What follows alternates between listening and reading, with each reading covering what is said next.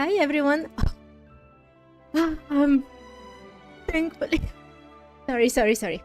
Hi everyone, how are you? I hope you're having a lovely day. I am Kate in Fantasylands, and this is the Bookworm Challenge, where I have to read and do absolutely everything in Genshin Impact.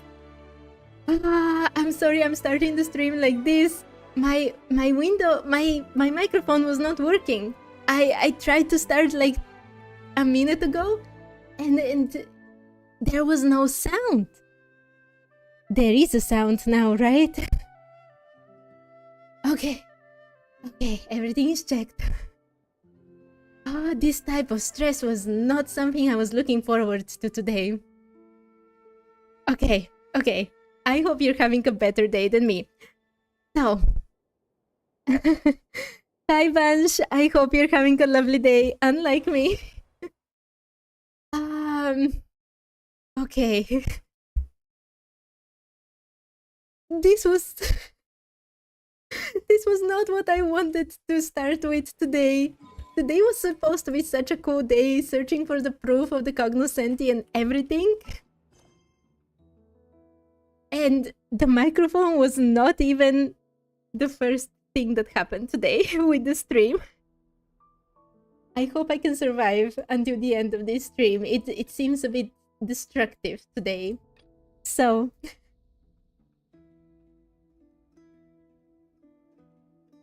Oh, my Vansh, please watch whenever it's good for you, okay?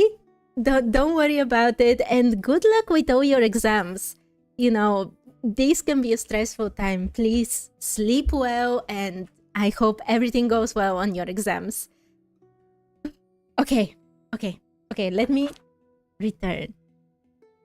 Yesterday, I found another proof of the Cognoscenti, kind of by chance. I literally went to this small place that looked a tiny bit like the place where the last angel was actually imprisoned. And I was like, yeah, a tiny little quest. And it turned out to be one of the creepiest quests ever. And at the end of it, I found one of the proofs of the Cognoscenti, which means that at this point I have 4 out of the 5. And so, the Raven's legacy in Pyramida Not Cry. Go to Pyramida to look for clues. The great treasure is within reach. Let's go. I can't believe how chaotic this stream started. I'm so sorry to everyone. Okay, let's go. Also, how did we decide that someone in Pyramida would know about this?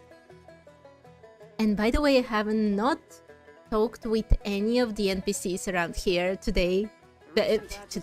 In general.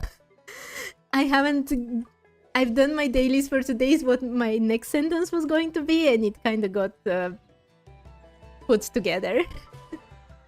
Okay. So, let's go. Oh, there is a Lunoculus there. Okay, let's take the Lunoculus just to be cool. And one day I will return to talk with everyone as well. But today, proof of the Cognoscenti.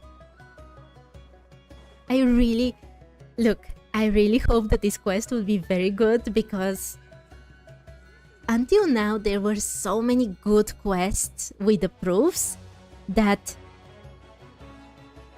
I don't want to be disappointed. Wait, Dolphin? Okay, I hope I'm not disappointed. Bye, Vansh. Have a nice, I don't know, sleep, preparation for the exam, and good luck. And see you another day. Thank you for coming, even for just a bit. Okay. Dolphin.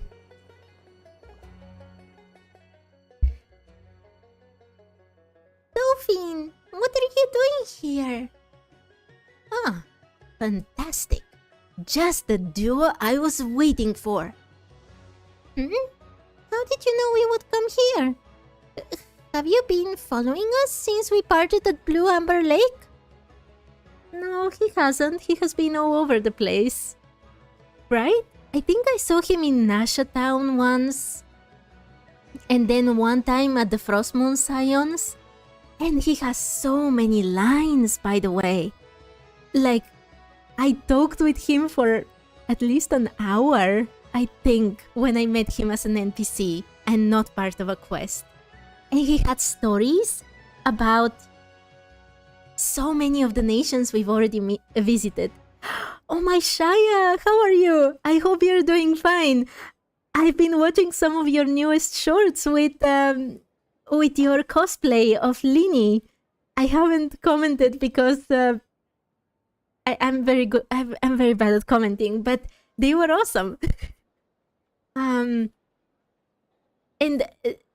there won't be spoilers for any Archon quests, but I am doing a world quest with Reed Miller, so it's up to you if you want to stay. It is the last quest of the proof of Cognoscenti.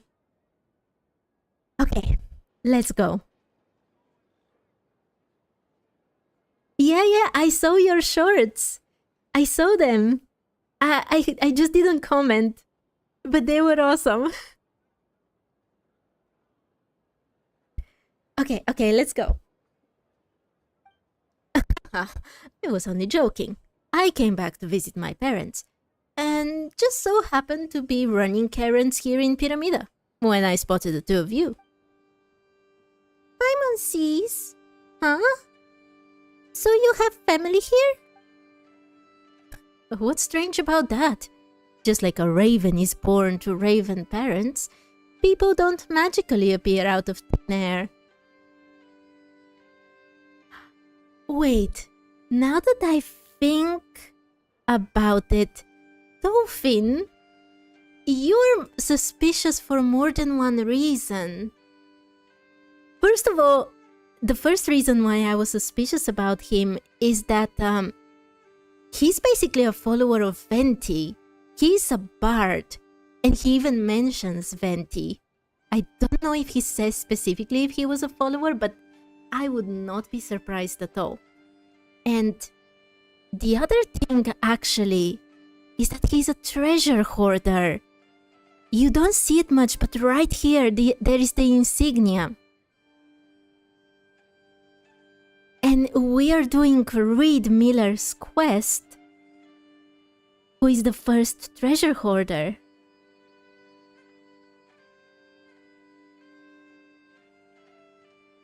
I never thought he would... I should have known that he would have more part in this quest than just what we saw before.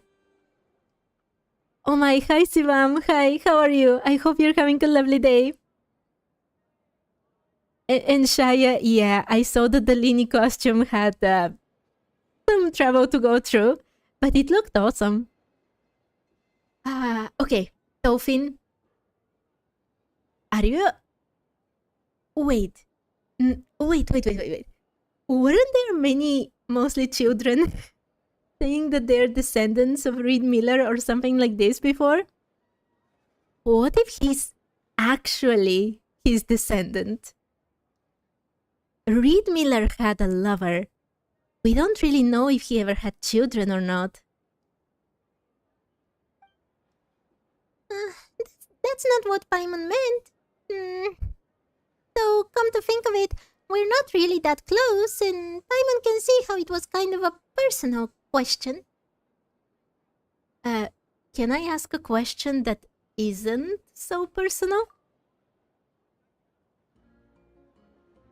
Oh, Sivam, that's great that you're doing fine. I'm fine as well. This stream started really chaotic, but now everything is fine. Good idea. Dolphin knows everyone and everything. He just might have the info we need. You recount your experiences searching for and finding the proofs of the Cognoscenti after leaving Blue Amber Lake. So, Dolphin, do you have any idea where the last proof of the Cognoscenti might be? I do have a few thoughts. However...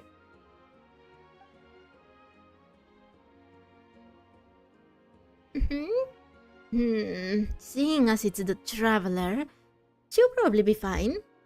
From everything I've heard about your adventures, I believe she should be able to overcome the trial. There is another trial? It isn't going to be impossible, is it? Or then why didn't you tell us about it back at Blue Amber Lake? The traveler shouldn't be asking these questions, the first ones. I mean, honestly, what is impossible for her? So why didn't you tell us before?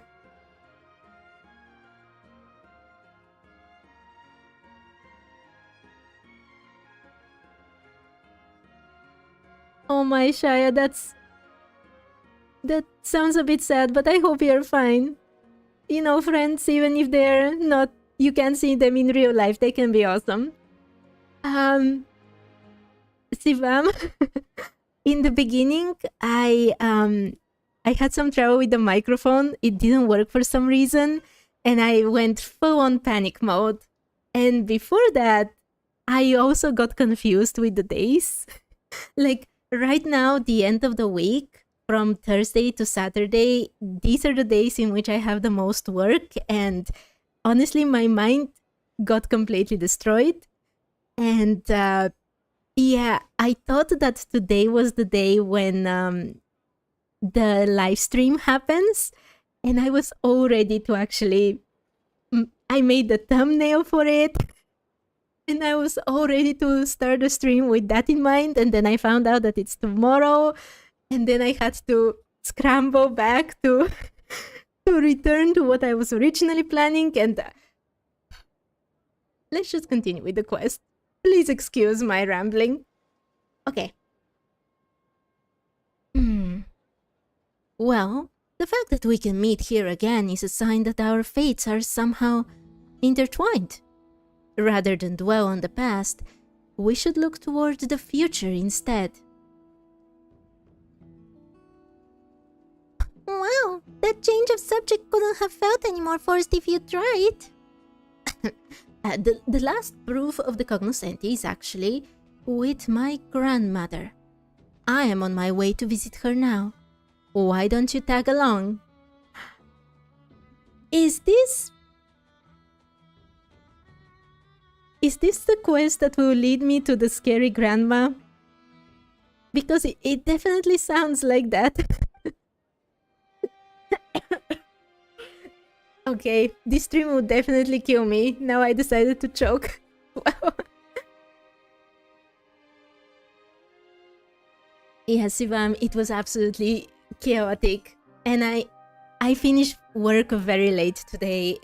Pretty much right before the stream, so... Well, not right before, but like less than an hour before the stream, so very tough. Okay. No, it is the grandma you fight with. Okay. I can do this. I hope I have a weapon. Or at least a stone for emotional support. Seriously? What are the chances? Dolphin's grandmother. What do you think she's like, Traveler? Do you think she's the kind of sweet old lady who loves to tell stories? I doubt it, Paimon. I doubt it. She does tell stories, but never mind. You'll see when we get there. Let's go.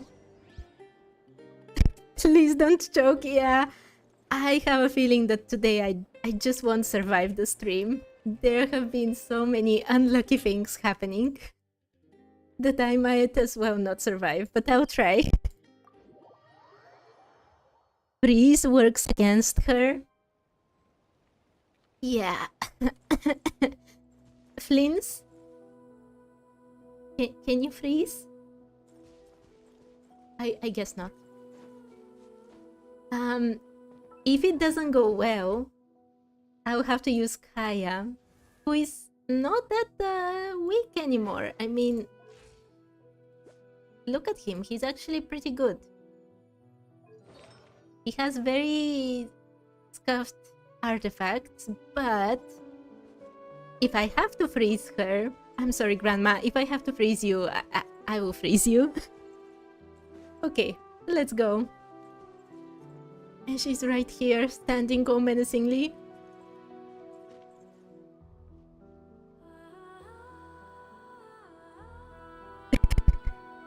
Oh my anime master, hi. I hope you're having a lovely day. And he's cool, so... Linz is cool, so he probably can freeze her. I hope so. Oh, well, well, well. Look who's remembered to visit. Did you take care of that matter for me, you little brat? Of course I did. Would I dare show my face here if I hadn't? This is my grandmother. So I'm sure she'd rather be known as Hugetta, the Black Barrow Hag, than a failed merchant's grandmother. Hi, Hugetta.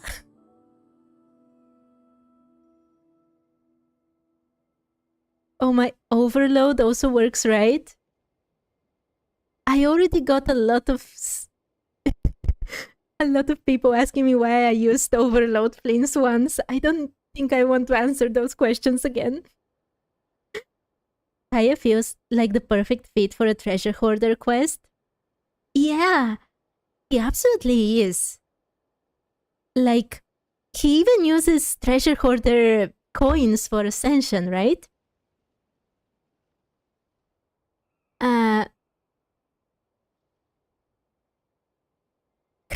My man, no, only if I don't defeat her like this. If not, I'll try Kaya. Okay, Miss Black Barrow Hag, can I please not fight you?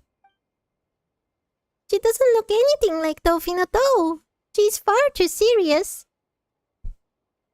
I hear that a lot, but at the end of the day, we are family, and we're a lot more alike than people think. This is the Traveler, and this is Paimon. They've already found the other proofs of the Cognoscenti. Oh, so you've already found the other 4. Well, that takes some real... I'm not talking like her, am I? Oh, I forgot the grandma voice. Well, that takes some real talent. But I'm afraid you're going to have to let me see the talent for myself. Seeing as the brat brought you in, I won't make things too hard for you. How about we just trade a few moves? Hold on a second. This, something about this doesn't feel right.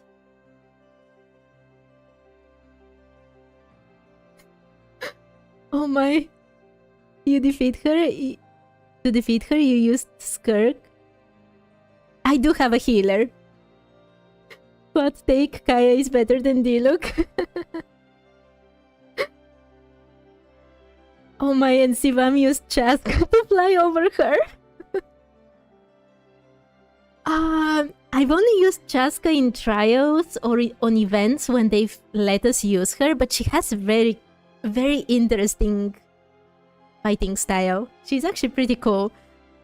But I don't have her. And what exactly is the problem? If you want your hands to get your hands on the great treasure, you naturally need to get past me first. Can I dodge attack that is fast? I can't dodge even the slow ones. There is a reason why my main team on my main account is Novilette, Purina, Citlali, and Escoffier. I freeze the enemies, I have a shield, and I can heal myself because I cannot dodge for the life of me. But we shall see. She's a stubborn old bag of bones, but once she sees what you can do, everything will be on the table. Come on, Traveler, it's in your hands now. Sure. Come on then, show me what you've got. Okay. Give it everything you've got, I don't want you to hold back and then whinge about losing. Grandma, please don't hurt me. Ready? Okay, Look, let's go. the rainbow! Kerplunk! As you wish, main Fräulein. Be silent. Close your eyes. Wait, I defeated her.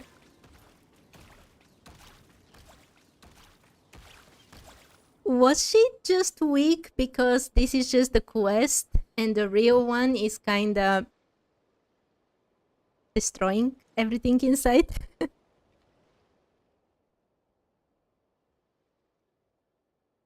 Oh my Shaya, your main team can freeze, burn, vape, melt, and bloom. That's awesome. Yeah, thank you for the good lucks. I think she's very weak, as you say, for the story. I will return later to see just how powerful she is really. Not bad. Not bad at all. You do have promise. Here. This is the proof of the Cognoscenti you've been seeking. But if you want to claim the great treasure, there is still one final path you have to tread. There it is. Not that it will hold her back, not considering how sharp the little lass is. She's a far more fitting heir to the treasure hoarders than you are, you useless lump. So he is a descendant of Reed Miller, isn't he? I was just talking about this in the beginning. And wait. Heir to the treasure hoarders? Me? So Granny is a treasure hoarder? And Dolphin, you too? I guess you could say that. Paimon never would have guessed. You don't look like a treasure hoarder. Don't tell Paimon you knew about this all along, traveler. I swear I had no idea. No, that was obvious. I figured it out pretty quickly. Don't tell me you didn't explain it to them. Were you really planning to deliver the great treasure to a couple of know-nothings who couldn't tell a treasure hoarder if they introduced themselves and brought them to their grandmother? They've shown they have what it takes to gather the proof of the Cognoscenti. And they've handled your challenge just fine. In fact, weren't you praising them just now? You little... All right. Don't give yourself a heart attack. I'll explain everything to them right now. I'll see to it that the traveler is willing to be the treasure hoarder's heir, exactly as you wanted. Aren't they mad because we have killed so many treasure hoarders? Well, can't we say the same about the Fatui? Wait. Actually, no, Anime Master. We've never killed a treasure hoarder. They disappear. When you defeat them, they drop that bomb and disappear into thin air. So technically, we haven't killed them. And you really think you can make all of that clear to them, lickety-split? What are you so worried about? You won't shut up about how I'm just like that good-for-nothing Brahe. At least I inherited his gift for smooth-talking, didn't I? Wait... He's not a descendant of Reed Miller. Brahe was the guy that pretended to be Reed Miller, right? According to the last quest?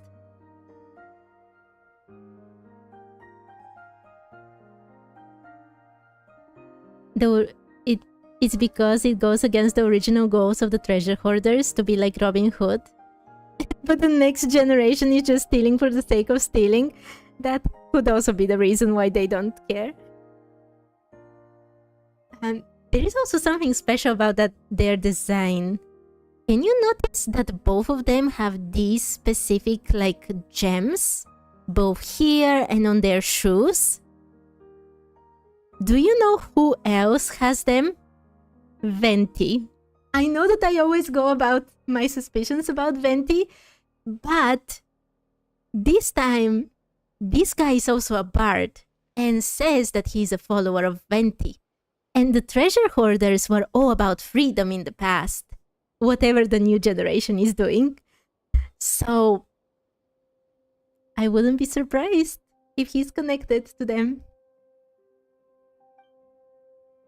Tofin leads you to a quiet corner to talk. So what's really going on here? All we heard is that if we collect all 5 proofs of the Cognoscenti, we can find a great treasure hidden east of the moon, west of the sun. Are you seriously telling Paimon that we'd have to take over as leaders of the treasure hoarders just to get Reed Miller's treasure? Honestly, all this air talk is weirding Paimon out. Yeah, it's hard to imagine anyone leading the treasure hoarders. Exactly. There are people who call themselves treasure hoarders in every corner of Teyvat these days. And that's where the problem lies.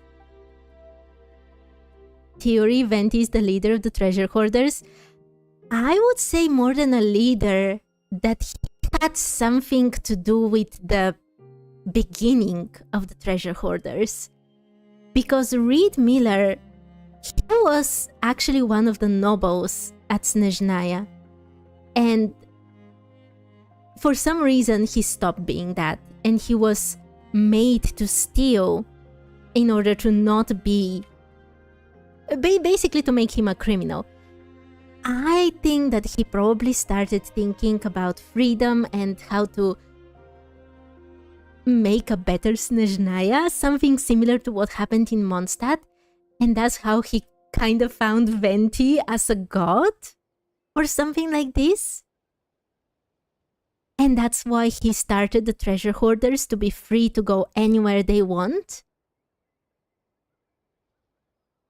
Anyway, I just love theorizing about Venti. Maybe I'm completely wrong, but considering that he's a follower of his and those gems and their ideals about freedom, I don't think it's random.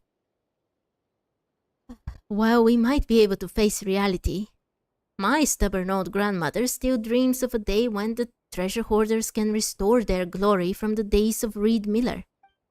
She fantasizes that someone will come along and rally the masses, let the dead bury the dead, and rise to build an Elysium for the hungry and the poor on the wealth of the high and haughty. That's basically what Venti does in Mondstadt. He leads the people to finally get rid of the tyrants and make almost a paradise where everyone can live their lives freely. That's just a theory, yeah.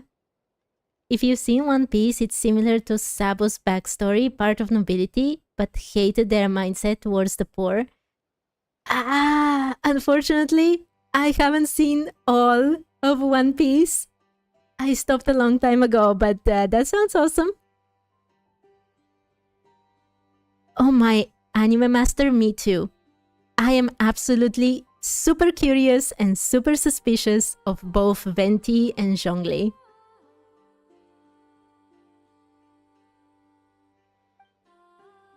While most of us have heard how Reed Miller stole from the rich to help the poor, very few know that the treasure hoarders once defended Elysium from the dark abyss. It was the treasure hoarders' golden age. It was the worst of times, and yet, somehow, it was also the best. I don't know. Maybe things are still the same today. But that era has passed, and she'll have to accept that someday. You're not wrong, but what are we supposed to do about it? Before we go any further, Traveler, are you willing to serve as heir to the treasure hoarders and see that Reed Miller's dream is one day fulfilled? I have my own dreams to fulfill. I just want to inherit the treasure he left behind. This is so cold-blooded. Okay. As the traveler, I think she would have to say, I have my own dreams to fulfill, which would be finding her brother. You know, Paimon is raving about treasure all the time, but the traveler shouldn't care about that much. So let's go with the first one.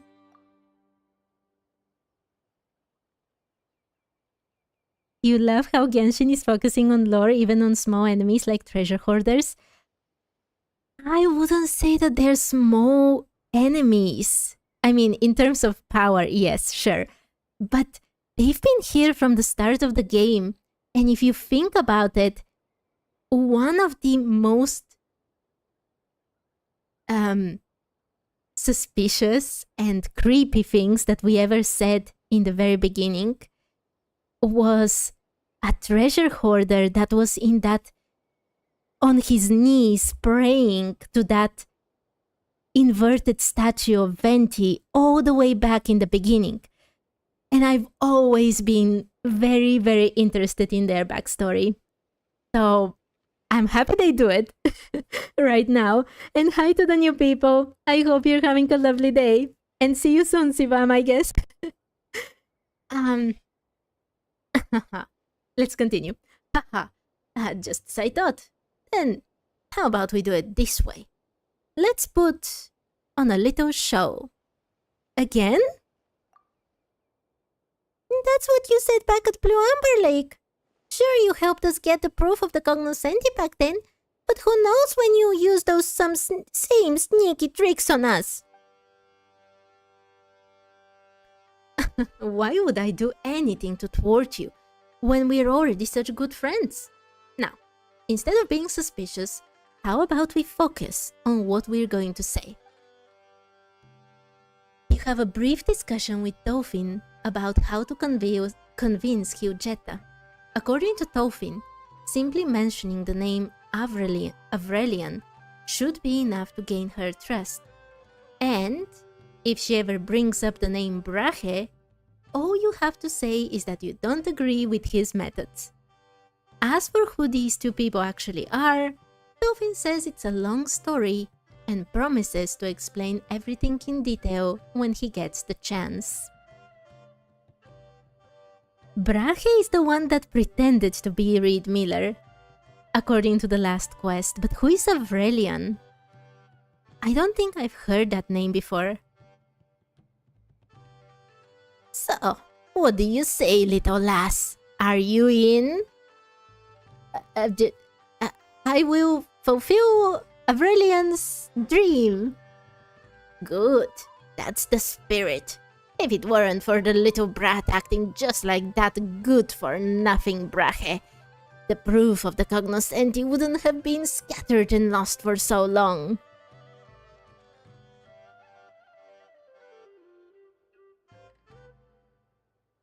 Wait. I then turned to comments.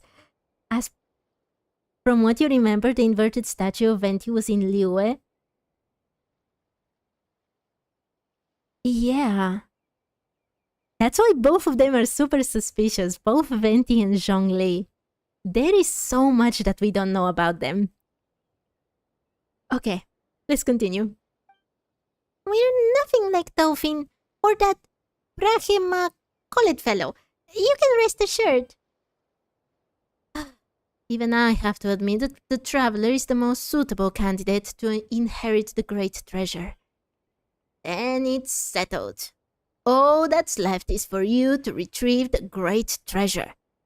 At the treasure site, you likely run into a few tricks left behind by that good-for-nothing. I'm sure you'll be able to handle anything he came up with. I still have no idea where east of the moon, west of the sun could be. That. Well, it's beyond the horizon, yet so close you can touch it. Also, I won't be joining you for the next trial, so here's wishing you all the best. Thank you, Tofin. Hi to the new people, I hope you're having a lovely day. Zhongli and Venti are the last OG Archons. Definitely, Yes, they are very, very interesting. You can talk about them for hours. Oh my, me too. Me too. There's so many things that just don't make sense about them, and so many things that would be possible for them. I can't wait to see what Genshin is going to do with them, because their stories are not finished. I will not stand for it, for their stories to be finished. Okay. Still, I'll be in Pyramida for a little while longer, so please let me know if everything goes well. I'm counting on the both of you. Okay, Dolphin. Oh my god, I actually have to read this. Zhongli's Heaven Star? Yes, that's what we learned from the event. He's called Heaven Star. She's very, very suspicious.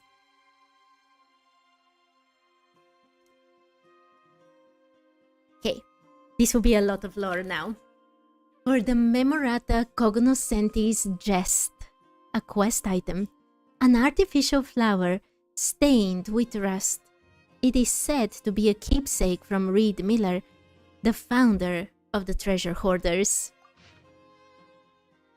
Legend has it that the Fey Lord Philippov, who was deeply trusted by the White Emperor, once said that all the living desire to be deceived. From the nobles who make such sacrifices, enduring lavish extravagance on the people's behalf, to the peasants who suffered from hunger and cold, all tended to believe the narratives that would spare them from facing the truth. In some ways, therefore, hope is nothing more than despair's trick, a sweet venom that dulls the pain. Okay, I was not prepared for such profound ideas here. Look, as someone who tries to stay positive from time to time, I do also have complicated feelings about hope, and I wouldn't say that my feelings are far from this.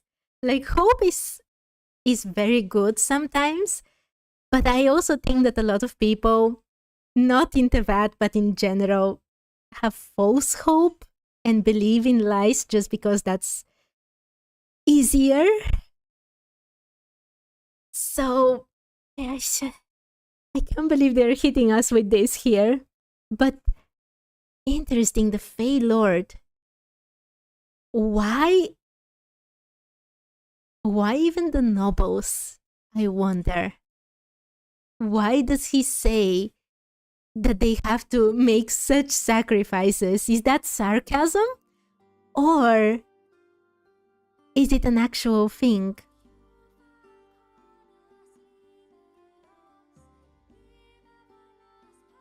Oh my Shaya, you see soon. You see soon. I mean, you won't see that much. They don't really explain much, but you see. An anime master just wants some buffs for Zhongli. I'm saying this that this might not be sarcasm, because if you know, in medieval times, the nobles, the knights, and so on, they had to make sure that they have this lavish lifestyle to kind of be seen properly as nobles. So in a way, they, even if they don't have the money to pay for something, they would still need to get it in some way. So I can see this even not as sarcasm.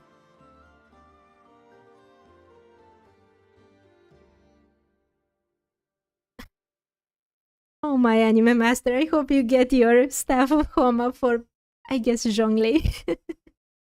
Okay. According to the tales that circulate in Nasha Town today, the Master Thief was the world's most skilled trickster. Amidst countless legends caught betwixt truth and falsehood, Their greatest anecdotes are always laced with lies. He outwitted the most elite guards in the Northern Realm with a fake medallion and emptied the governor's palace. And later, disguised as a special envoy of the Tsar on a secret inspection, he squeezed the entire treasury out of Viscount Spekin for his hospitality. In the popular comedy A Family of Noblemen, the Gentleman Porphyry, staged by the Korolevsky's troupe, the Master Thief, in one of his fleeting appearances, posed before the nobles as a holy fool who could hear the spirits, pretending to listen to their confessions, then weaved their dirty secrets into ballads, telling the bards to spread them from tavern to street so that the weary commoners might have something to laugh out loud about. Ah, there we go! Another connection to Venti. He was, at least according to the comedy, he was also a bard. He made ballads.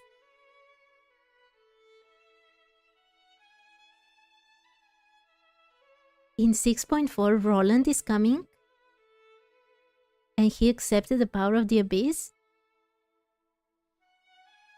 Is that so? I have not seen anything about the next patch yet. I'll be looking at the trailers tomorrow. Okay. But before these enchanting, unsubstantiated anecdotes became a public spectacle, the Master Thief who never lied gave his partner, who was also of silver blood, a simple vow. He promised to never put himself in danger and to never break his word. Do not worry for me, Alia. Do not weep for a future that has yet to arrive. I know you have your doubts about my friend, but please, trust my plan for now. Do not worry about me, Alia. If I am indeed the prophesied ruler of Elysium, then no fate in this world can tear me from the brethren I hold dear.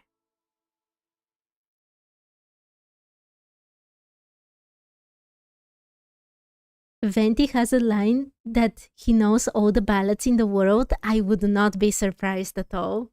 He is the god of ballads after all. But returning to this, it's very interesting to me that he's actually speaking to Alia. Wait, Alia also had silver blood because we saw her, we saw the antlers here in the new area of Notcry. But I was actually expecting that he would talk about Ayla, the first Frost Moon Moon Chanter. These words. But apparently not. Okay.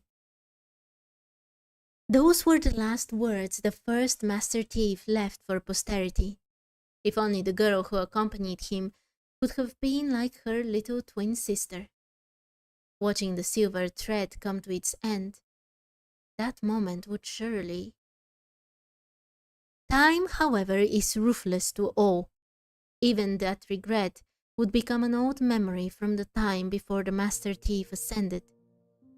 To his best friend's great remorse, the guillotine steps, and before the young woman who usurped his name hid her face behind the mask.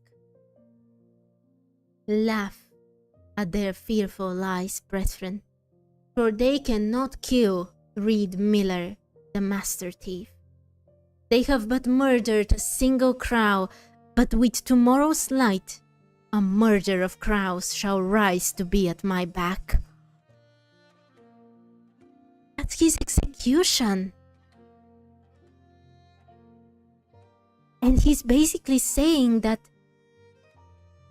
metaphorically speaking, someone else will keep carrying the torch he has lit.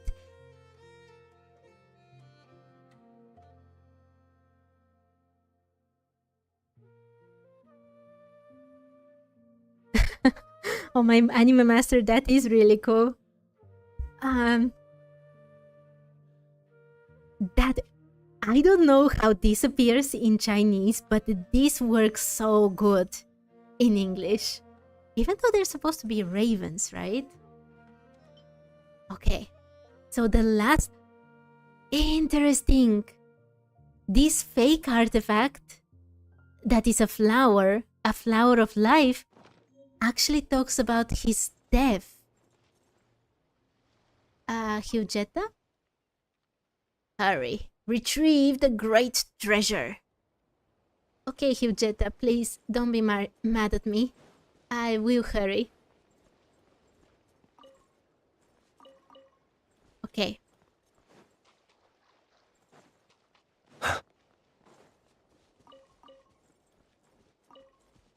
I wonder why Hugetta didn't like Brahe though. He was trying to save the people. Wow, that weasel thief statue is huge.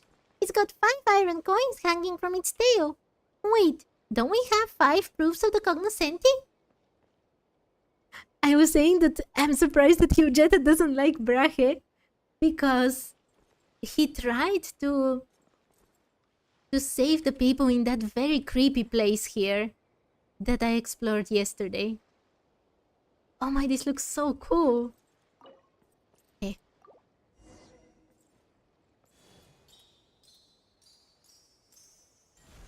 Oh, traveler, let's get down and check it out. There might be treasure waiting for us. Oh my, its eyes are shining. It looks you can view all of the proofs of the Cognoscenti. Okay, that's good to know, but I've already read them. So awesome. See? Using these items and then having them open a gate. I've always been wondering if the items we receive at the end of a region are actually going to be used in such way to open a gate to somewhere.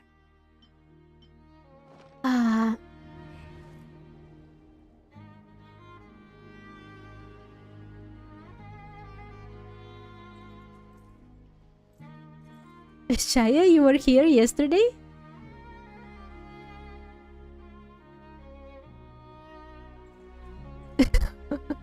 Oh my anime master, you can't read them. Even the books. There's so many books that are so good. But I understand what you mean. Sometimes there is too much reading to be done outside of gaming. There is some Geo-looking horse around there? Ah, you mean for the event? You'll see about that, Shaya. Okay, let's go.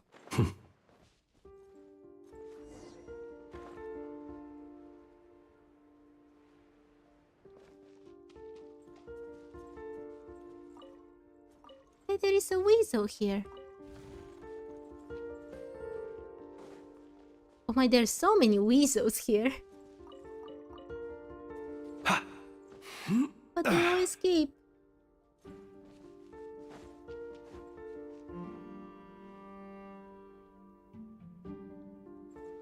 Oh my, Shaya. You really have so many things to go through. That's kind of awesome. You have lots of primo gems left to find. What's this?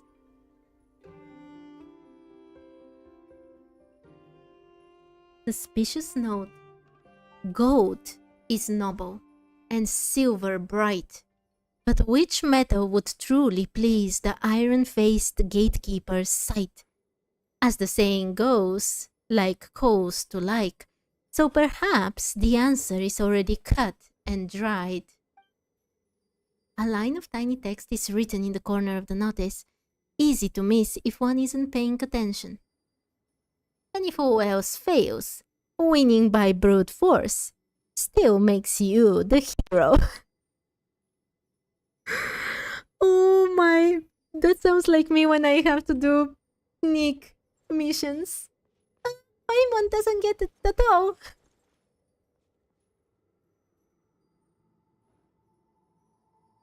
Oh, look! The So which one opens the door? Wasn't there some sort of hint on that notice?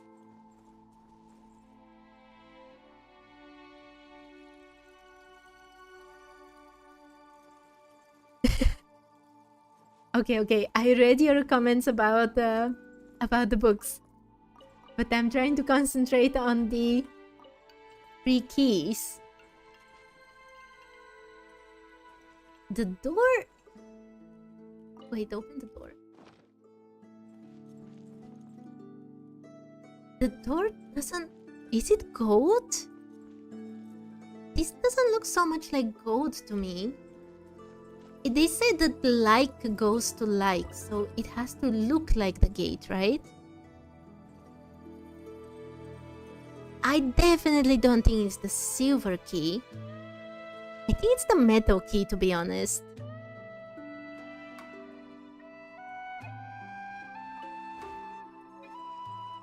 Wait, iron key?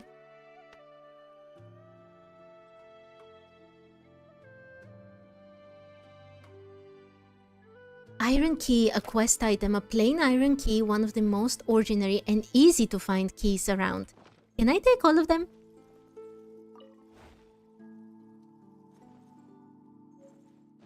Golden key, another quest item, a gleaming golden key. The key itself is worth a fortune. It looks like bronze, right?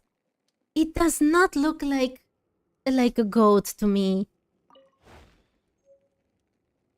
Silver key, again quest item, a shining silver key. Not as valuable as the golden one, but it is also far from ordinary. I bet it's the metal key. Okay, I'll try the metal key. Or iron key. Nice! Yes! What is this? It almost like its pattern doesn't match with something. Strange iron coin. Again, a quest item. A coin that resembles a common iron coin, though it may be a different variant.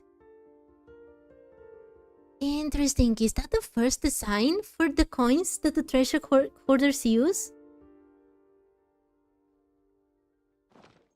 By the way, in one of the quests in Notcry, where we find out about the murder of Papa Wrench, they're talking about iron coins, not about Mora, that someone threw an iron coin in the sea to appease it. And I'm starting to wonder, and I was wondering even then, if they were talking about treasure hoarder coins. Also, speaking of the freedom of treasure hoarders, if they made their own currency, that would be another completely different form of freedom. Because right now, all the currency in Teyvat is Mora, that comes from Liyue, which on itself, economically speaking, like if your countries are dependent on currency from another country, like this can form a lot of troubles for you. So definitely not freedom, not true freedom. Like if your country suddenly changes from your currency to dollars, I mean American dollars, you will lose certain freedoms. And if they had a different type of currency for themselves, or tried to make it... Oh my, something exploded. I was so deep in theories that... Why did... I saw it only a little bit. No, I have to stop theorizing. Why did it make this thing explode? Suspicious note. Within this little plot, both danger and luck are found. To tell the fake from real, look where the strange rock lights the ground. A line of tiny text is written in the corner of the notice, easy to miss if one isn't paying attention. That main gate is locked down hard, so don't bother trying until the skies fall apart. Okay. Somewhere where there is light? Here. Or here. Right? That's what Pantalone wants? He wants a new currency?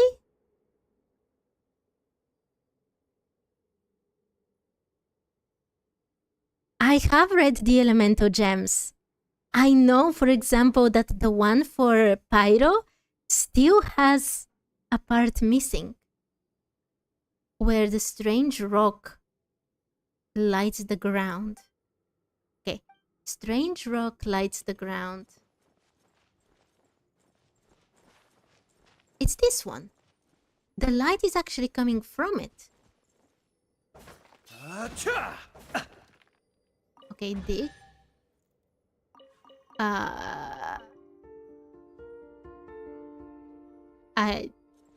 But it was the strange rock that lit the ground.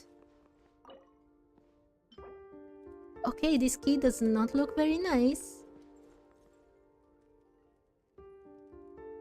Oh my. I said his name and now you heard Shia was pants in Spanish. To be honest, Pantalon is the pronunciation is a bit different, as you can hear, but in Bulgarian it means the same. It's pants. I was so sure it was this thing. Okay, let's dig some more. Oh, don't throw dirt at me. But it was the rock that lights the ground, and that was right in the middle of the... This here. Of course it was this one. Oh wow, you really managed to Do something. Ah, of course this one lights the ground, Kate. How can I be so stupid? Pantaloons is really rich. Pantalone is really rich and he funds every mission. Yes. Marionette said that we don't mind the money Pantalone gives to us, right? When we finish missions.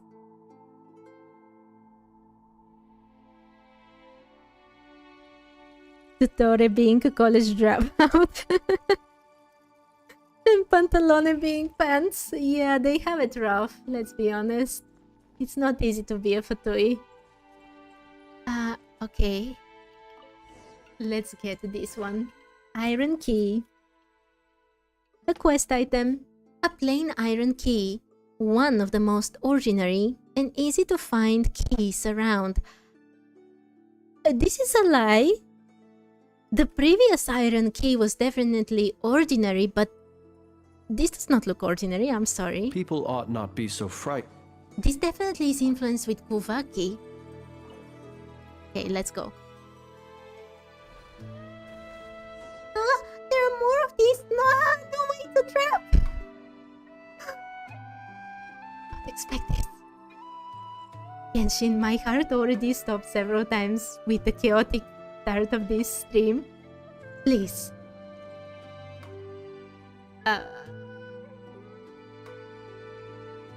Okay. I just wanted to read the note, but sure. You think the GeoGem event hasn't happened either? I actually don't remember what it said for that. The stubborn weasel digs the dirt, its hurried form unseen. The key is given darkly, where the moving shadows screen. Let clanging iron coins fall, and halt right at its feet. A forceful claim may yet yield a bounty sweet. Iron coins fall and stop at his feet. Okay. A line of tiny text is written in the corner of the notice, easy to miss if one isn't paying attention. The little ones have picky tastes, so use what they like to tease out their trace. Okay. This is a coin. The first line says that I should give them coins. Is that right? Do they want meat? I thought we turned them into meat. However awful that sounds. Okay, let's try with the coin first, although I think that's the wrong choice.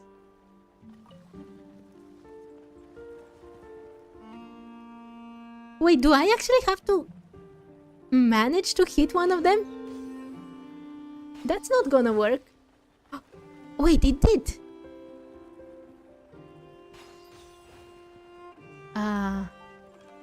Check. No, not this one. Be silent. Oh my, don't kill them.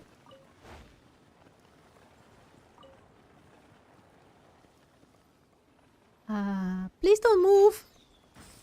Okay. It's not this one either.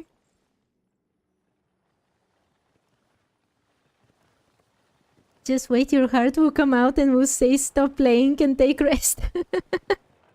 Maybe today has been a very chaotic day. It says the Geo Archon will use his blood to make Mora. Yeah, it did say something like this.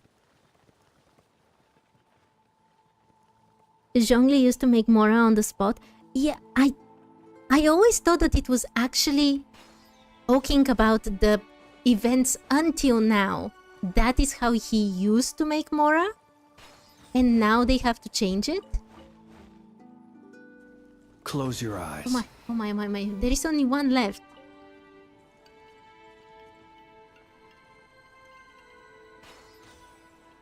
I didn't.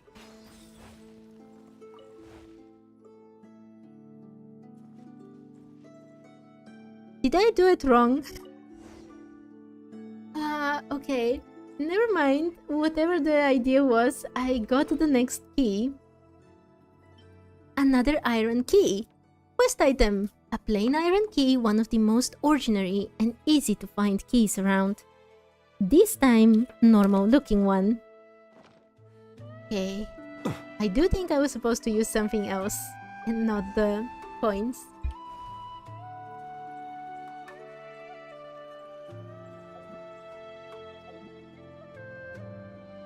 Oh my anime master, good luck. Good luck.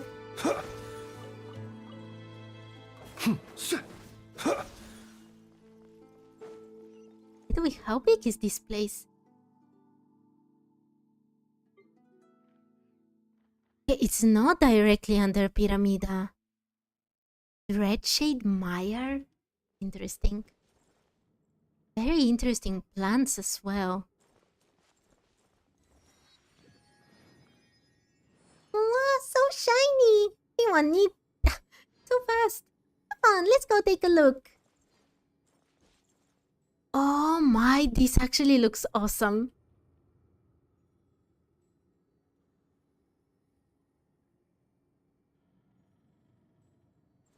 I never expected to see something so awesome here. Elysium's final treasure. Oh my. Okay. I usually don't read the archival things right away, but geography ones are exceptions because they're very small.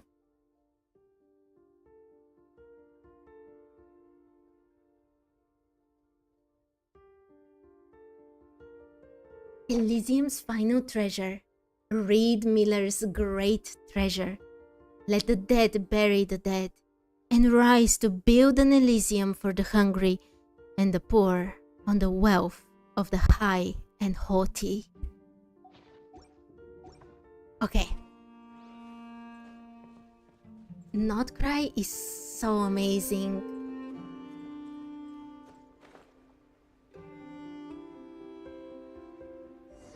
Another Weasel Thief statue. Looks like it's not enough. If only we had another couple of special iron coins. Why don't we take a look around? Because we have to read a note. Okay. Brache's Notes 1. The arrangement of the treasure vault is pretty much complete. Without the help of these little weasel friends, I'd have no idea how to transport so many iron coins here without anyone noticing. So, to commemorate their service and hard work, I'll call these little critters Weasel Thieves and grant them the title of official treasure hoarders from now on. It was Brache that made them into treasure hoarders? That's so cute. No, just kidding. No, Brache, do it. It will be awesome. If Miss Alia knew in the afterlife that I was giving wild weasels such absurd names, she'd probably jump right out of the pillar of Ambla and beat me up. There is no way I can call them that. Unless, of course, I were to write poetry in the future and fail to come up with another name, or if no other name would make the rhythm and meter work. I like how he thinks. I have to say, Father had a real eye for hiding secret funds. This place is so well concealed that not only would it be unlikely for anyone to stumble upon it, even wild weasels would have a hard time squeezing in here without guidance. It's such a pity that his foresight has only ever extended so far. Even when Rotwang used him up to the hilt, he never harbored the slightest suspicion. So Brache is actually Reed Miller's son, isn't he? Ultimately, the secret funds he hid here back then were only stolen because those two old geezers, Avrelian and Sylvester, came snooping around and coaxed the words out of me. By Her Majesty the Tsaritsa, I was only 5 years old. Two young men playing good cop and bad cop, using both carrot and stick to get a 5-year-old to talk. What normal human could come up with that? Actually, forget humans. What normal fae, djinn, seelie, spectre, lochfolk, phantasm, or whatever creature would even think of this? Sacred heirs of the Frostmourne Scions, indeed. What rotten immoral behavior! Father chewed me out for 3 days afterwards, and even the petrichor vacation I'd been promised got washed out. Said, that place got washed out later too. Wait, is Reed Miller his father? I'm getting confused. We've never heard of Lochfolk before, right? I don't think I've heard this name here in Genshin. And it's kind of funny that he got spared what happened to Petrichor.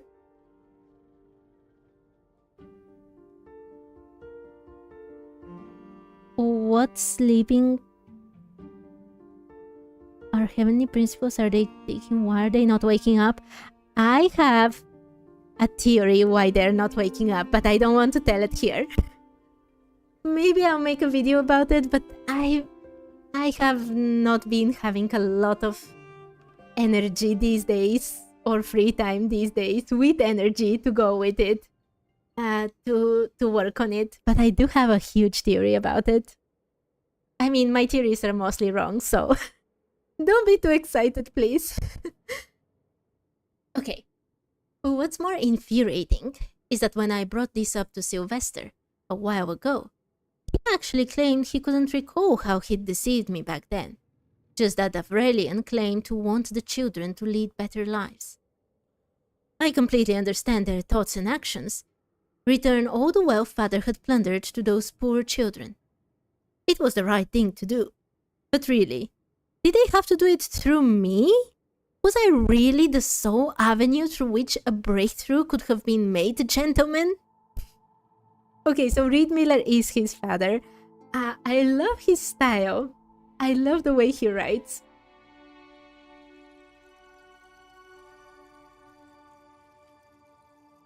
Shia, you think those heavenly principles isn't there at all? That's an interesting theory as well. Mine is different, but that's interesting. I would be interested, like, if the Heavenly Principles isn't there at all, I would be most interested to see the reactions of the shades, especially the shade of death, who follows the Heavenly Principles so thoroughly. Okay. Besides, and Sylvester probably doesn't know this, the secret funds they stole, pretending to be chivalrous outlaws who rob the rich to help the poor, were back in Father's coffers in less than 3 days. Several times the original amount extorted from other sources. Those self-important profiteers can always rake in wealth without lifting a finger, while the venal sycophants who surround them twisted into proof of their master's innate diligence and wisdom. No one could become that rich otherwise, surely. The game of robbing the rich to feed the poor only adds weight to the shackles of the impoverished. As Miss Alia's terrifyingly gloomy sister once told me, no matter how pure the water of goodwill, if it falls on soil poisoned with malice, seeds of evil are the only things that will grow. Aurelian probably realized this eventually, but his Elysium, no matter how firmly he believed it existed on Earth, remained much too far from those truly suffering in poverty. After all, how can someone who has never known a moment of kindness, someone who constantly insulted and harmed, be expected to believe they should love their neighbor, or even their enemies? Neither Aurelian nor Miss Isla had ever answered that question. They were both kind people who imagined people to be better than they really were, believing that virtues and ideals could overcome the evil bred by circumstance. Unfortunately, I'm just a selfish nobleman, and I lack their kindness. I suspect Aurelian felt the same. After all, in his eyes, there has probably only ever been one truly kind noble in this world. The things I've witnessed leave me unable to hold such idealistic confidence in human nature. It's barely been a decade since Miss Alia's sacrifice, and those bandits who scattered like frightened birds and beasts have already begun brazenly misusing Aurelian's words to justify their atrocities against the innocent. Whether it's wandering merchants barely scraping by, or overworked laborers starving for their next meal, anyone could be branded a lackey of princes, or a traitor who betrays his brothers and neighbors, and therefore ripe for their noble robbery. Oh, my anime master, the Lochfolk are supposed to be the Oceanids? I mean, it would make sense, but I hoped it would be something different. You think the principles are there because if not, the shades will act more frequently unless they don't know he isn't there. Exactly, that's exactly what Shaya said actually afterwards, sorry. So the treasure hoarders lost their ideals pretty soon after Reed Miller's death. It's not the new generation that's doing whatever they want all around the world. From the very beginning, they fell into that trap of just forgetting this idea of stealing from the rich and giving to the poor. So, I guess that's one reason why no one cares that we have defeated so many of them. Okay. Those who came before overcame evil with noble ideas. Now, the bandits who claim to be their successors wave the same banner, declaring that anyone who opposes them is an enemy of those noble ideas, thus embodying the very evil that was once defeated. I can send the bandits who committed atrocities in the name of Reed Miller and oppressed the laboring poor to the Eye of Krati, where they would sleep with the fishes for good. In fact, I have already done so. But what about after I die? Who can guarantee that those once noble ideals won't be twisted into crimes even I can't imagine? Al-Ahmar could not guarantee it. Erinys could not guarantee it. Xbalanque could not guarantee it. The noble lords of Mondstadt's aristocracy failed to guarantee it. Nor can the Frostmourne Scions guarantee it. And some so-called Master Thief Reed Miller will surely fail to guarantee it. Evil comes from humanity as naturally as honey from a hive. Again, those that are true to the ideal of Reed Miller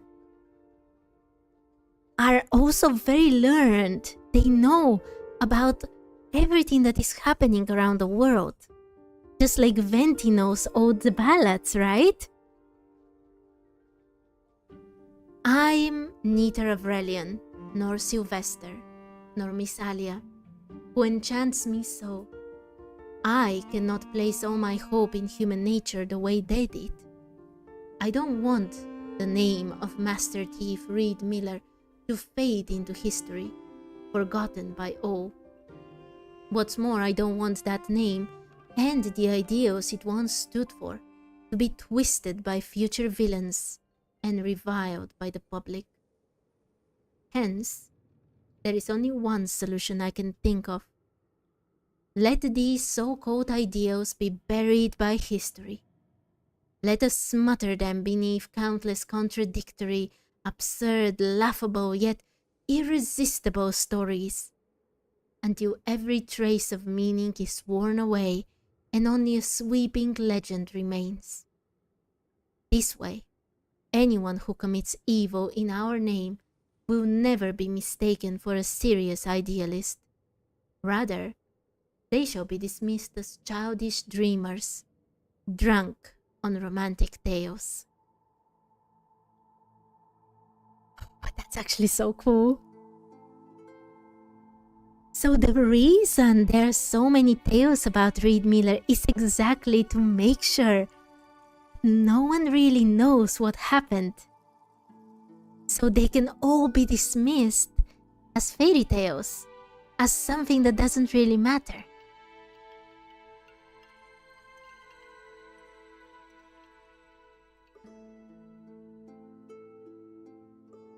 Anime Master, yeah, I also, from what I read from the outfit, I also get the feeling that the Heavenly Principles is an AI, the ship's AI.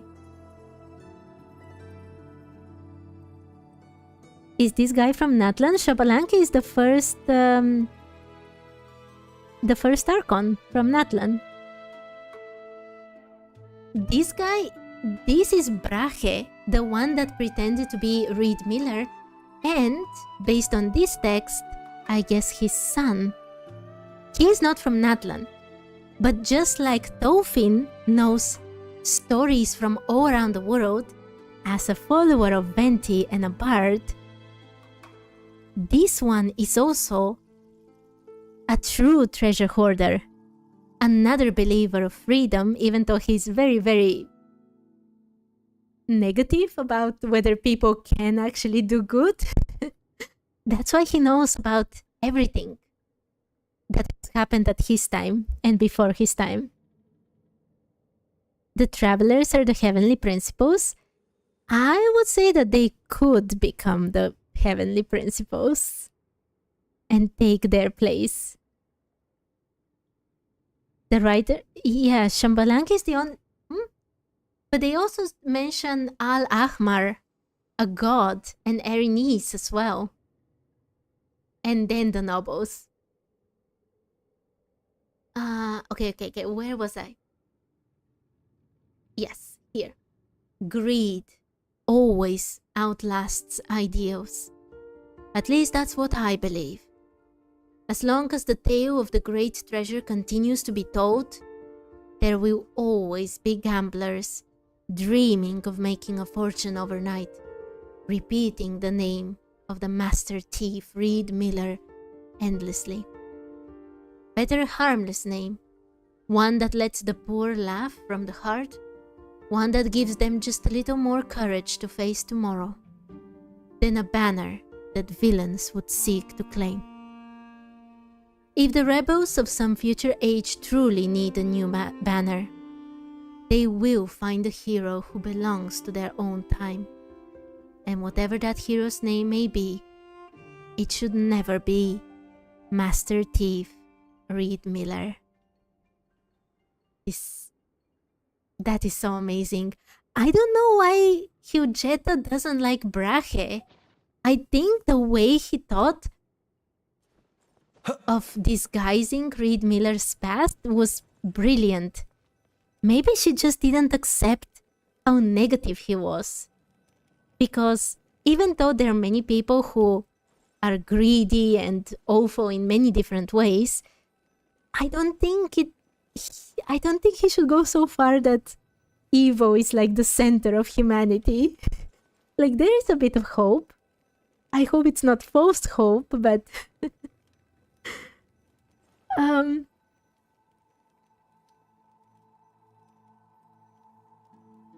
you have theories that either the Heavenly Principle is tired of the fight, or they're the second descender and they're resting. My theory is different. I won't say it now. Okay, let's open this. Wait, I have only 3? Okay. I forgot that I actually have to search. Huh? Where is all the Mora? This is just a bunch of iron coins.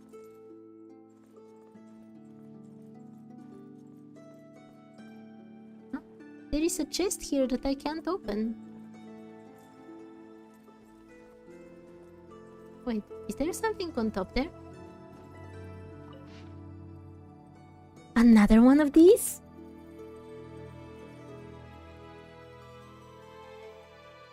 Brahe's notes too.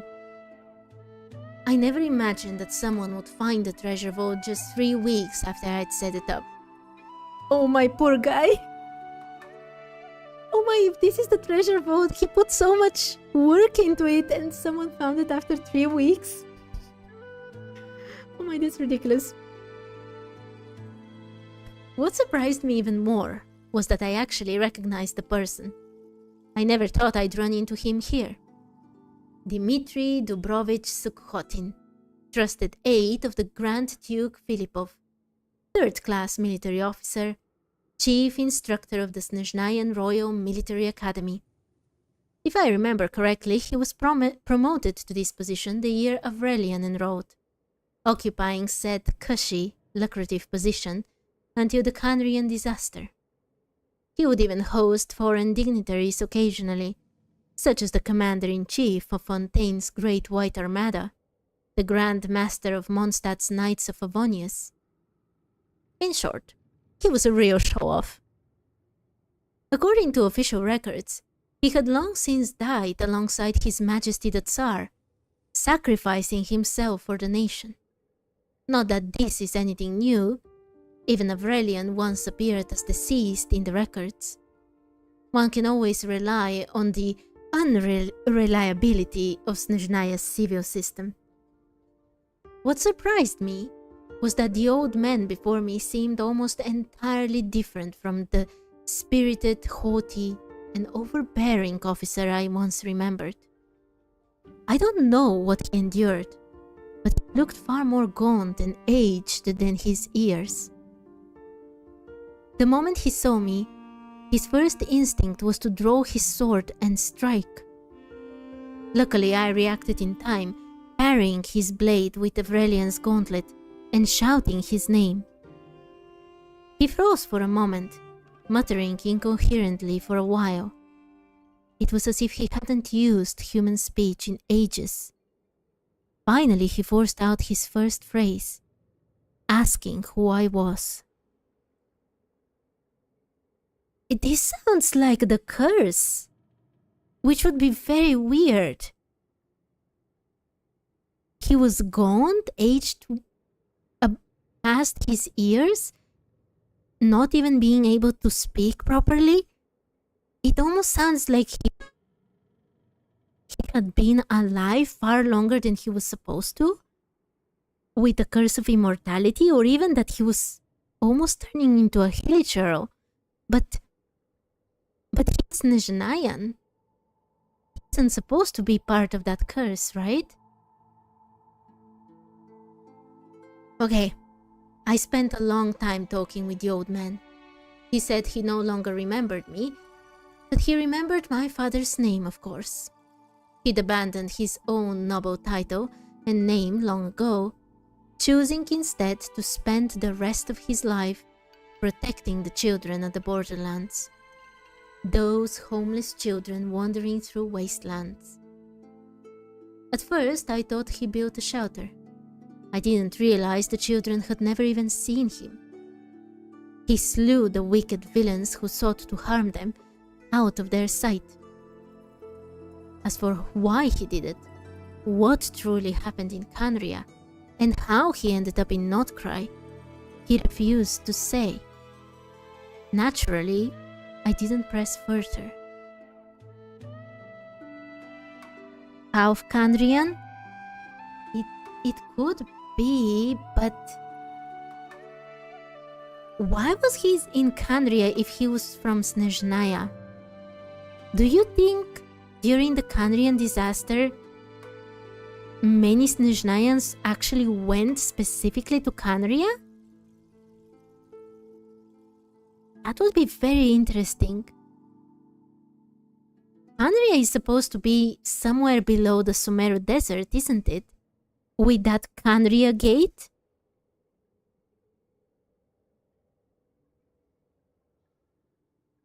Only pure Khaenri'ahs could have the curse of immortality. I think half ones as well, half Khaenri'ahs should have the curse as well for immortality, and not the hilichurl one. I'm not sure, but I think so. Okay. The old man had absolutely no interest in treasure, and hadn't even heard of the rumors I spread about the great treasure. He simply felt that something was off about this place, suspected it was a slaver's camp, and, following his instincts, stormed in with the intention of taking me out on the spot. After I finished explaining the thought process behind the treasure vault, the old man fell silent for a moment. He said that if a student had proposed such a ridiculous scheme back when he was chief instructor, he would have thrown it straight back and ordered them to start over. As for now, he didn't finish speaking, simply leaving in silence. The old man's right. If someone else were to stumble in here the same way, guided by nothing but sharp instincts, then this entire plan would be pointless. I need to make this place nearly impossible to find, yet draw people towards more attainable goals. I've got an idea. But first, I need to talk to Ayla and see if she is willing to help me. She probably would. After all, turning the story of Master Thief Reed Miller into the proof of the Cognoscenti, at least that's what I'll call it for now, would also serve as a tribute to Miss Alia. Wait! The Reed Miller that talks with Ayla, the first moon chanter, was actually Brahe, his son? Is that what is basically said here?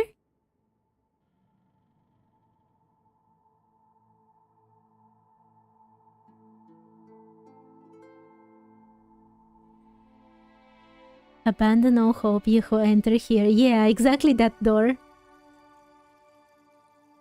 Pure-blooded Khaenri'ah get the curse of immortality.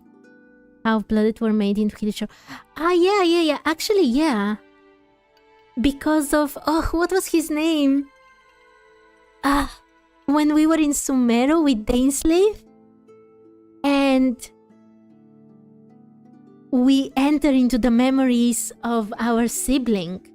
That boy who was a Hillager, or he was half Canrian. Yeah, that's correct. There's so many things to remember. Okay.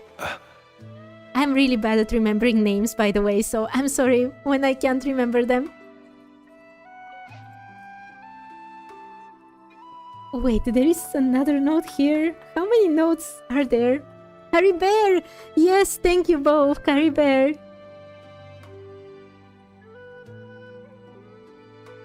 I don't remember Kaya's last name either. What was... Alberich, yes. There are too many names. I'm really bad at remembering names, but I'm trying, okay? Please, forgive me, I'm trying. Okay. A message from the legendary thief, Reed Miller. To you, my esteemed guest who has gathered all the proof of the Cognoscenti. If you are reading this note, it means that you've successfully solved my puzzle. Congratulations! Well done! Now, the legendary great treasure you're looking for is right in front of you. You're welcome. Please enjoy yourself. These unclaimed riches are the spoils due to the Cognoscenti. However, as the founder of the treasure hoarders, I would like to give you one more piece of advice. No matter who you are, exposing mountains of wealth to the light of day, floating it in pursuit of glory and vanity, thereby attracting the envy and covetous eyes of countless onlookers, it is not a wise move. Please take these treasures, which belong to you alone, away quietly. Then remove this note and pretend you never found anything.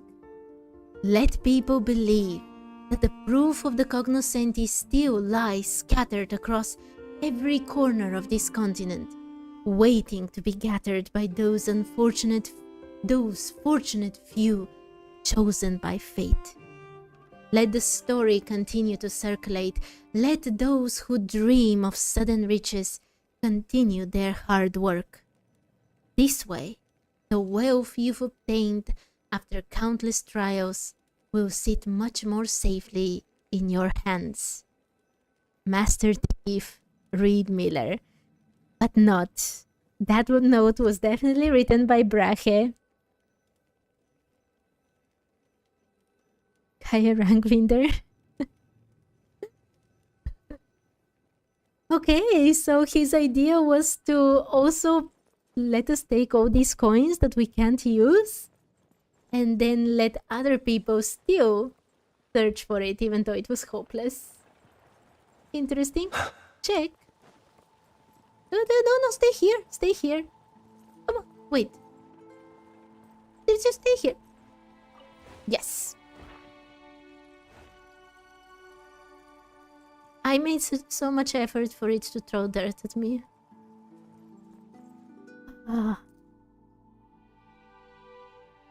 What do you think are the shades universal level? What do you mean, like power-wise? Why can't I open this chest? Why do I have to catch them just so they throw dirt at me?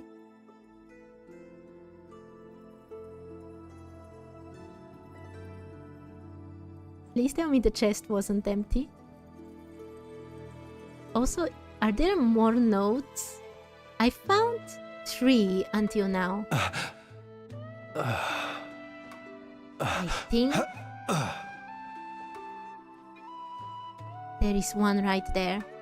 Okay, let me check the chest and then I'll go look for it. Oh, so it was hiding here all along.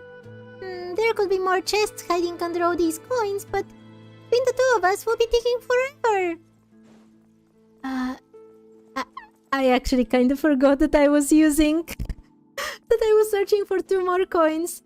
Power-wise, they can probably obliterate a whole nation without any problem. If they wished to. Wait, that's 4. I've read 1 and 2.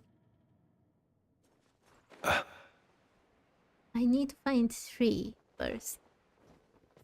And this one should... No, this is the one. What?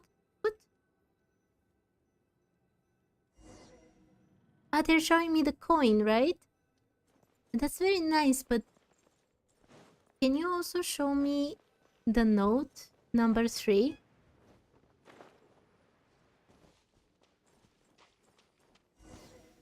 Oh my, this was not fair! Ready? Guard of Lost Treasures, sure. Do you I fear mean, the every dark? ship needs its kraken, right? Observe. Why am I almost dead? Come on, we can do it. Be silent. To dust. Observe. Night falls. Chew on this. Midnight fantastic. Be Am silent. I almost... Barbara, please, no! Go, Barbara, go.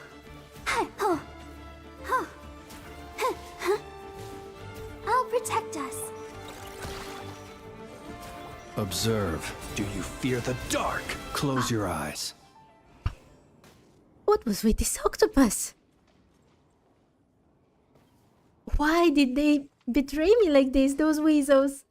What's number 5? Do you think the statue's hiding a path to the real great treasure? I don't know, Paimon. Oh, you think they can even destroy a planet? Or even a galaxy? Oh my, thank you, Shaya, for trying to encourage Barbara. Okay, where is the 3rd note? This was number 1. That one is the instructions. This is number 2. And that's number 4. What am I missing? If Genshin hasn't made a 3rd note and is just making me go in circles, I would be rather mad, to be honest. Okay, let's give the coins, and then I'll continue searching. Wait! Did I ever... I don't think I ever read this part. This quest item. A strange iron coin. Quest item. A coin that resembles a common iron coin, though it may be a different variant. Oh, you're asking me about... I don't think they're that strong to destroy a whole planet. I think the Shades would be able to destroy easily a whole nation, but a whole planet, I think that will be Heavenly Principles level. And hi, welcome back, Sivam. Yes, I am slowly progressing through all the notes. Okay, let's go.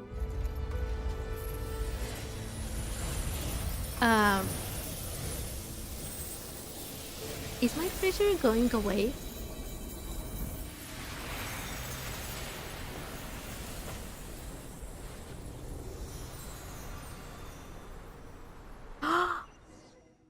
Whoa, there was a ship under all that?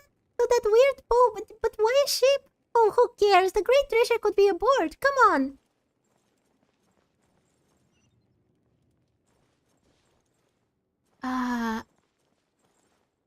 Wait. Oh, they're here. Okay, I was going to say they disappeared, but that's so cool.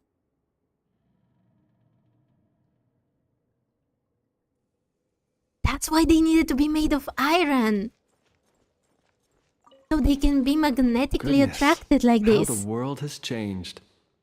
Might I ask, when did the custom of placing treasure chests in every nook and cranny come into fashion? They can do much out of Teyvat because the descenders are immune to Teyvat.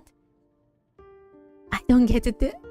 I don't get it, Anime Master. I'm sorry. Perhaps these treasures might be of utility to you on your journey. Okay. Please, Ryu I chests. insist.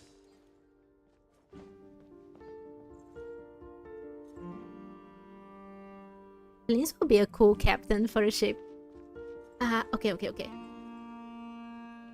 I still haven't found the third note. Okay, let's see this. Wait, that was the third note?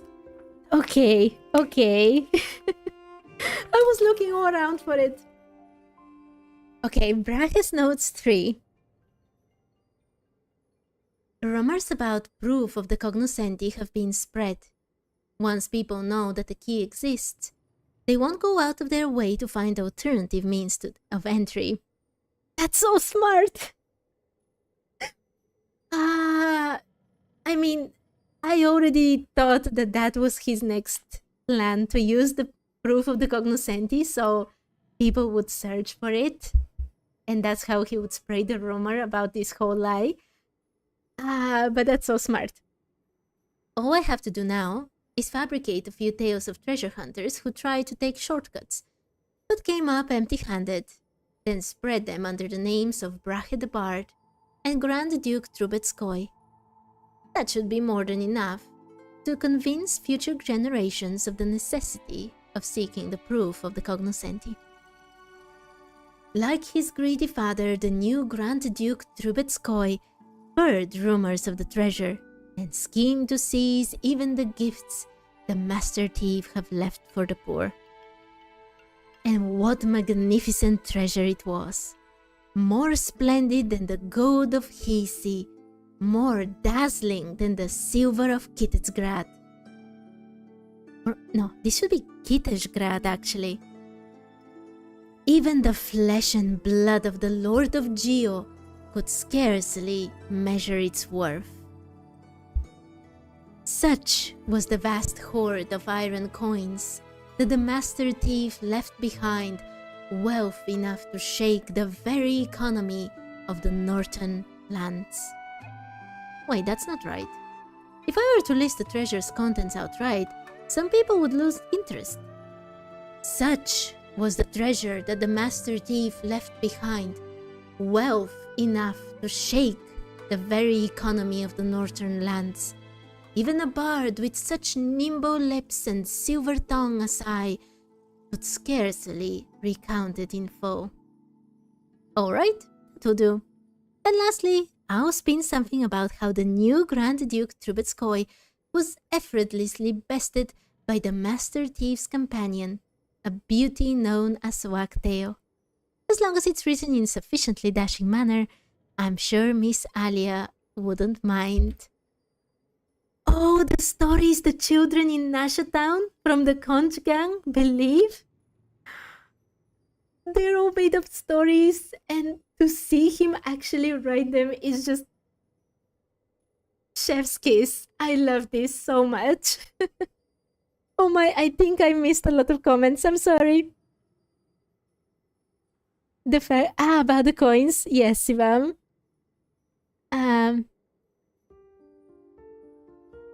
About the shades, if they're too weak to talk about the sender who are out of the vent.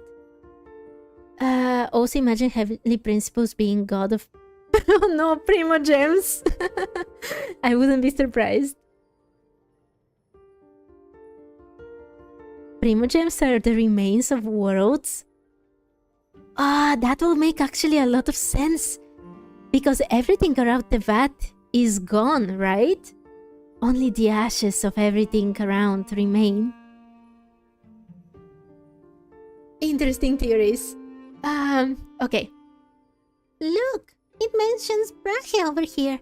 Looks like he was the one who made these records. So iron coins were really the currency here back in the day.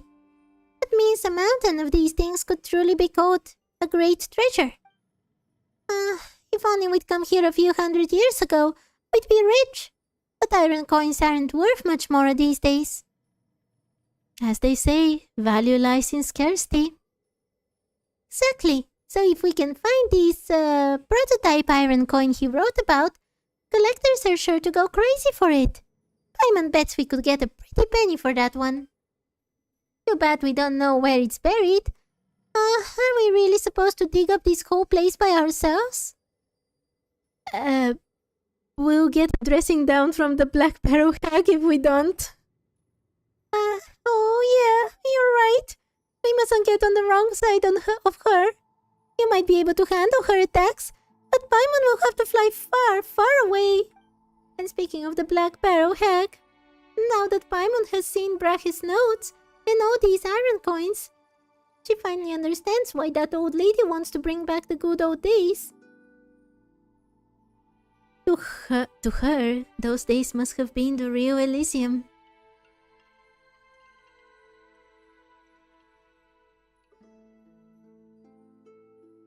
Oh my anime master, that was so...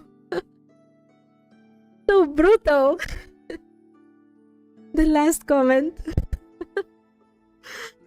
Okay. Paimon thinks we're living in a pretty wonderful time too. You and Paimon and all the friends we've met on our journey. This is our golden age. That's probably how Dolphin feels as well. He chose not to share the full story of the treasure hoarders with us because he didn't want us to bear the weight of expectation.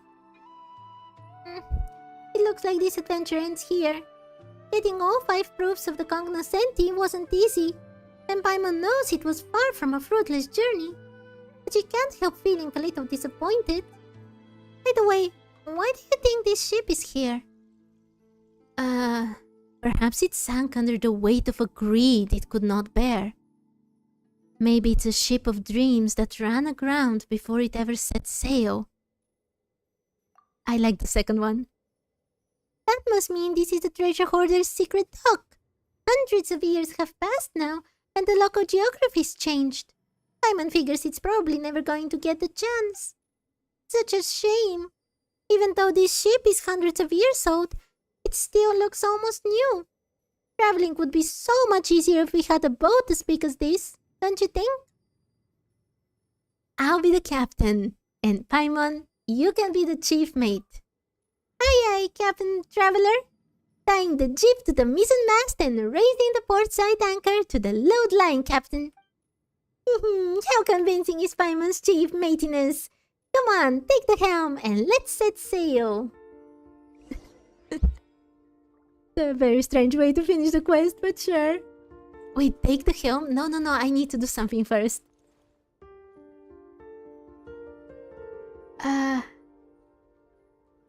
Oh my anime master, please sleep well and thank you for joining. Bye for now. Please don't stay until so late. Just I mean, I feel honored, but you should sleep well. There was Brach's notes number 4 here. Okay. Let's read them.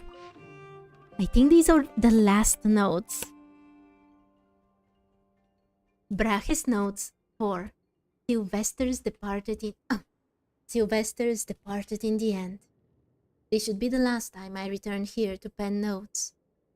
I was planning to burn everything I'd written before, but after burning half of it, I thought about it and gave up on the endeavor. Better to leave something behind.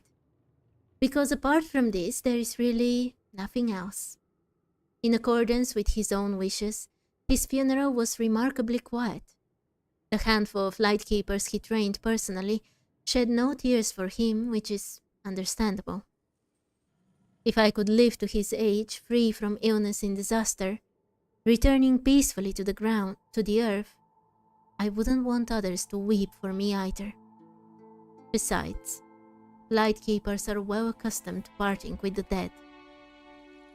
Ayla didn't come to his funeral. I assume she had no idea, so I made a special trip to Hisi Island. The place had been nearly demolished, with only the central grand temple and the tower to the north remaining. Her maid, whose name I cannot recall, though I remember Ayla saying that she was an adopted orphan from foreign lands, spoke to me timidly, saying that the Lady Moonchanter had long known of my coming and was aware of the Lightkeeper's affairs. She had no intention of seeing me and asked me to leave. If she doesn't want to see me, so be it. Not that there'd be much to say if we did meet anyway. I feel it finishes so tragically. All of them, first the Rio Reed Miller and Alia, and then later Ayla, Sylvester, and Brahe, they did, well, I guess the best they could until the very end. Some of them fighting with the Light Keepers against the Wild Hunt. Others with the Professor or both, like Brahe. And then, at the end, what is there to say?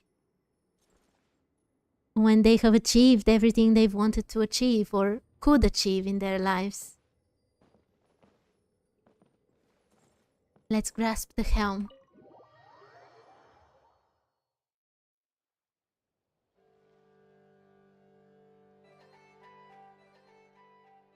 Bounty Island, just up ahead. Nothing about it looks particularly... Relia, I'm still not happy about this. I mean, the treasures here have been marked by the governor. If we take it... Don't worry, we still have a few more days before the drill's over, and by the time the governor notices, we'll already be in Snezhnograd. That's not what's bothering me. What if he ends up on the hook for telling us where the treasure is? Who? Oh, you mean that Brahe kid. What do you care? And I haven't? What are you talking about? You and that kid are nothing alike. If you were on the same side as them, you wouldn't... don't worry about him. He'll be fine. He might be adopted, but he's still the governor's son. I hope you're right. Why is this auto when it's not auto? So this is what Bounty Island looks like. I guess it really does live up to its name. They did this before as well. When we were coming for the first time to Not Cry, the conversation between the Traveler and Paimon and Inefa was auto, despite not being auto. I don't like this at all. I can't read them if they're so fast. What are we going to do with the... What are we going to do with... Wait, that's not a girl? I thought that was a girl. Okay, what are we going to do with the loot? Same as usual? Though, if we're taking it back to Snezhnograd, why not give it to the kids on the streets? I ran into them a few days ago while on patrol. That kid with the conch shell struck me as a smart one. They'll know what to do with the treasure, and who best to share it with? Suits me. Let's do it your way. But compared to the treasures on display in the governor's palace, these little trinkets are hardly even worth the butter. Even in a backwater like this, those arrogant fools still indulge in their outrageous extravagance. Their shiny facade can't hide the fact that they're already rotten to the core. Have you seen it yet? This place is no different from Snezhnograd. Are we really supposed to fight to protect people like this? And protect them from those we have no quarrel with? The unseen, the downtrodden, the despised? I understand your anger, but there is not much we can do. There's not much we can do right now, but sooner or later we have to upturn the status quo, to wade out the corruption root and stem. I must rise to the top, by any means necessary. I count myself lucky to have ended up fighting by your side, Sylve. I often find myself looking back to where I came from. It's a place my brothers and sisters remain, where they continue to endure hardships they should never have to bear. Tell me, those innocent souls, were they born to suffer like this? If it is the law that is causing their suffering, then I shall rewrite the law. And if it is the corrupt nobles, then I shall purge them from their ranks. One day, I will raise an Elysium that belongs to us on this land. A land that has always belonged to us. I believe in you, Relia. I know you can accomplish your dream. Let's not talk about that now. Even thieves have their code, so I'll leave this behind. Oh wait, let's not talk about this now. Even thieves have their codes, so I'll leave this behind. That way the governor will know who took this treasure. Just a pity I won't get to see his reaction myself. That would be a sight to behold. Oh my, hi Aku, how are you? I hope you're having a lovely day. And again, it's moving without me. What just happened? We found a treasure hoarder ship under a pile of iron coins? Then you took the helm? After that, it felt like a dream, and then somehow we ended up here. Those two.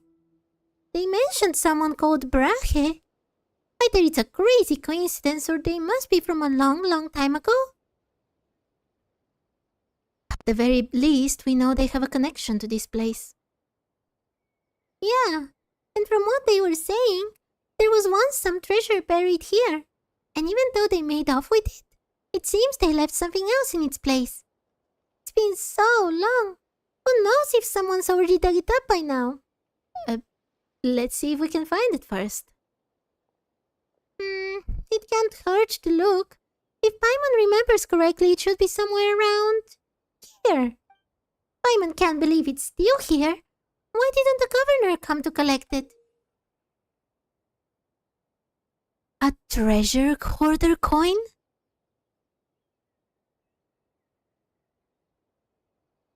But with a more intricate design? That's great, Aku. I'm doing fine too. Thank you. Interesting. And it has a ship's wheel in the center. Usually the sign is not this here. It's almost like a primogem here. Not exactly, but you know what form I'm talking about, right? This is what they left here? Isn't this? Paimon doesn't understand. Let's ask Dolphin about it. Oh, Paimon almost forgot. Good. We should tell him what happened with the great treasure too. Oh my, so many things. I knew it. The fact that it was more intricate than normal treasure hoarder coins? It is the first iron coin. A quest item. An aged iron coin engraved with a stylized raven sigil. Legend says it was forged by Reed Miller, founder of the treasure hoarders, and was the very first true iron coin. In a world without borders, in a paradise where no one suffers from hunger or cold, the gold bestowed and governed by the Dew Ori was never meant to serve as the foundation of human cooperation. Humans should be masters of money, not its servants. Even if one cannot claim the heart of gold for themselves, all should be able to wield the wealth that inherently belongs to everyone. But that is a story of a much later time. Whether it was the first iron coin or the idea of Sang interpreted and twisted over the following centuries, it all began on a winter night beyond the reach of lamplight, when two children slipped out of the academy, hiding from the adults' eyes, and carved a token for playing the thief extraordinaire. That's what I was talking about! You have a cutscene in your... What? You know you have a cutscene in your inventory? Like this one? If I read this is a cutscene as far as I know. No, not the Knight's Edition. Where is it? Gliding instruction manual, that one. I know about that one. That was what I was talking about money before.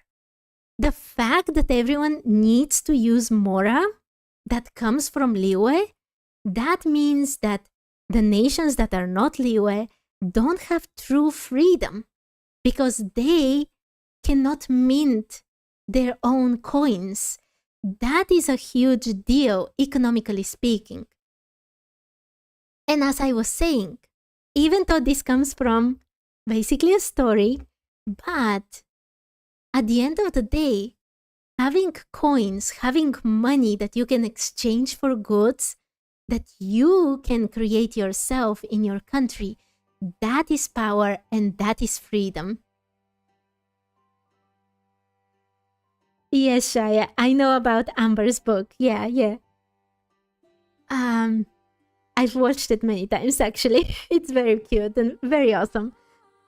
But yeah. When the traveler was on the ship where Papa Wrench lost his life, as I said before, they were tossing iron coins to the sea to appease it. And I was wondering where those iron coins come from. Whether from the treasure hoarders, which seems very likely, or less likely, but still possible, I believe, Andrea. Because I still wonder, what did Kandrians use for money? Because Mora would be a very complicated thing to use, considering it comes from one of the Archons that they despised. So they probably had a currency of their own as well. And if they didn't, how would have they justified using Morax's gold? Oh my Shaya, I could imagine your surprise if you had just found it. Mora being only minted in Liyue, absolutely, Liyue has a huge economic advantage. Exactly, Sivam. Goodness, how the world has changed. Might I ask, when did the custom of placing treasure chests in Wait, I obtained one more of the seals. Okay, I don't need the seals right now.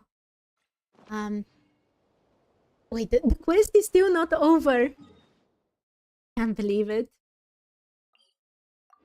Oh my, it's already so late. I'm sorry, whoever you are, I can't even pronounce your name right now. I'm in a hurry. But if you're not in the stream, I'm scared of you, so I won't let you in my world. I really hope this is the end of the quest because I'm super late.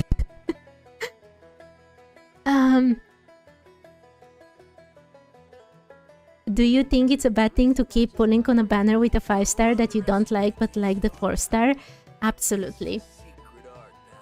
Absolutely bad idea. You have no guarantee that you'll get the 4-star, and you can get like, I don't know, win your 50-50, lose your primo gems. Very bad idea, but it's up to you. Don't let me stop you.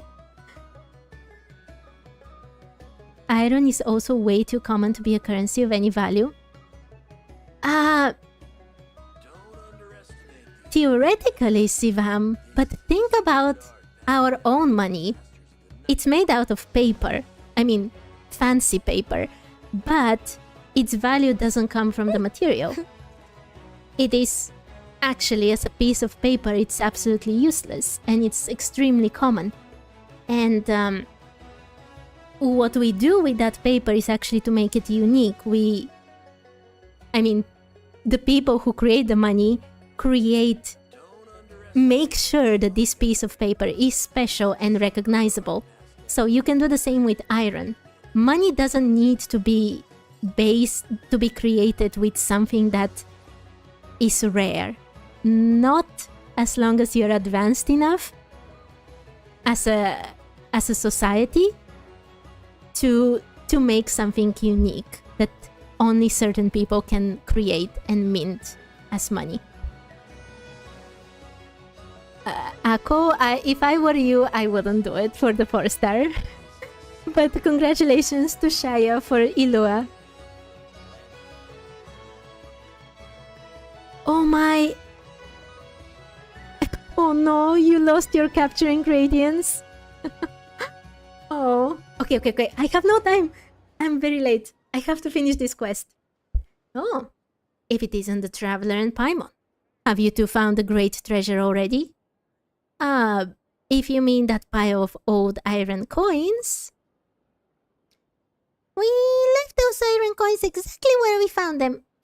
Oh well, actually, they're on top now. You tell Dolphin what happened at the treasure site and the strange things that happened after you boarded the ship.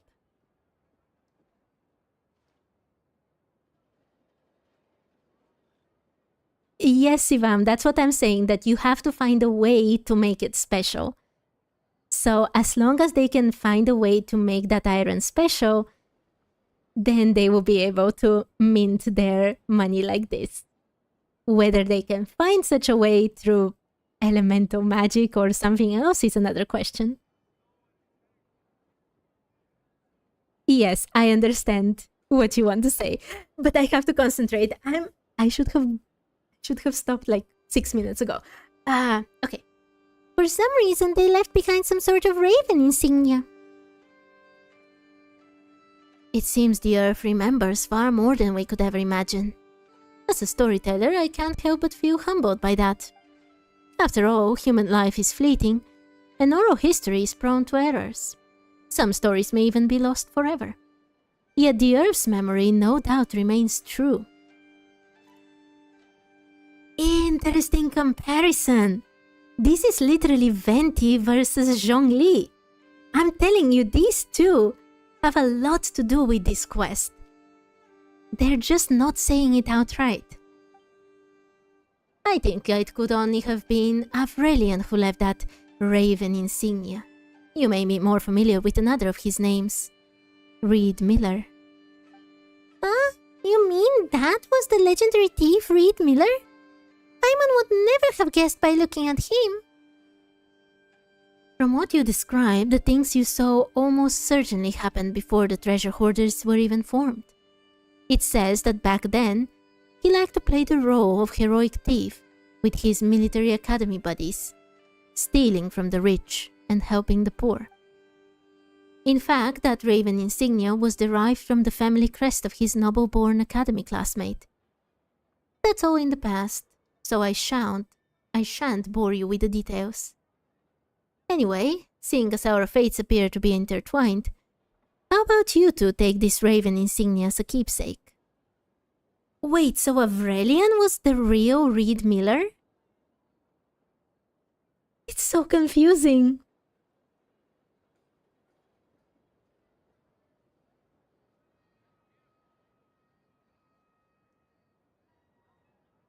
Zhongli can't make Mora anymore because of the Gnosis. But I wonder if anyone in Snezhnaya can actually do it. And I think in Liyue we hear that they were searching for a way to make Mora after his supposed death. But I don't know if we ever got a confirmation whether they found one, to be honest. I assume accepting this doesn't automatically make me the treasure hoarder's heir? Haha, there's no need to worry. Like I said, the golden age of the treasure hoarders is over. However, there is still one slight problem. My stubborn grandmother seems to have taken a liking to you. If she ever asks you for a friendly sparring match, please don't turn her down. And don't pull your punches either. Oh, she's so much stronger than a regular old lady. We wouldn't dream of doing anything but pummeling her with everything we've got. Oh my, that sounds so awful. Well then, the great treasure buried east of the moon, west of the sun, has been claimed by a pair of remarkable adventurers. And this performance too has come to its close. And Celestia is right there looking at us. Allow me to play you a tune to express my wish that every step of your journey be filled with mystery and every path may bring you jubilation. Ah. Okay, absolutely awesome quests. Okay, this will be the last thing I do because it's super late. I'll just talk with him. Oh my, it's been so long. What's the matter, traveler? Something else on your mind? About Reed Miller. The name Reed Miller was merely an alias, a mask to hide one's true identity. To the poor, Miller was a figure of admiration, while to the nobles, the very mention of him would draw curses and swearing. But it was never the name of just one person. Even among the earliest treasure hoarders, there were already 3 individuals who went by the name Reed Miller. And that doesn't even include those who later chose to pose as Miller for one reason or another.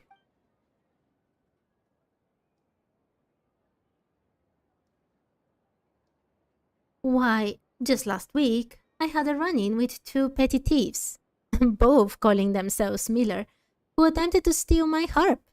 But that's a story for another time.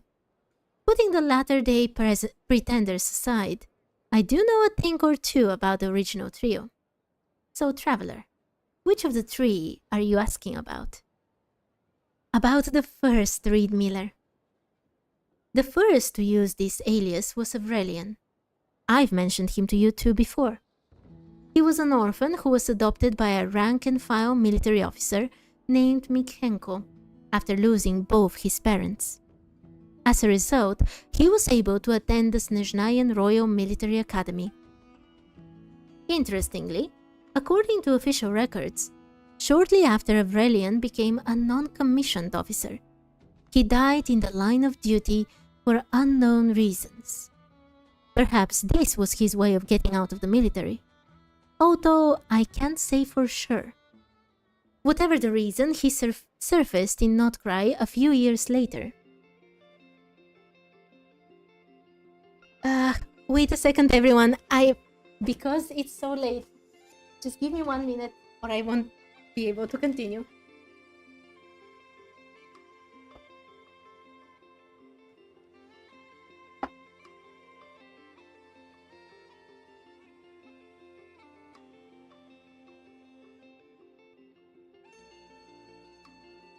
Okay.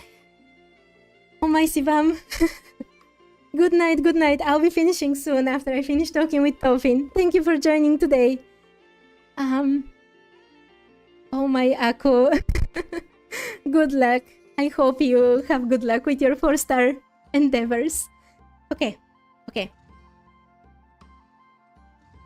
Whatever the reason, he surfaced in Notcry a few years later under the name Reed Miller, gathering the destitute who lived on the fringes of society into a band that became the first treasure hoarders.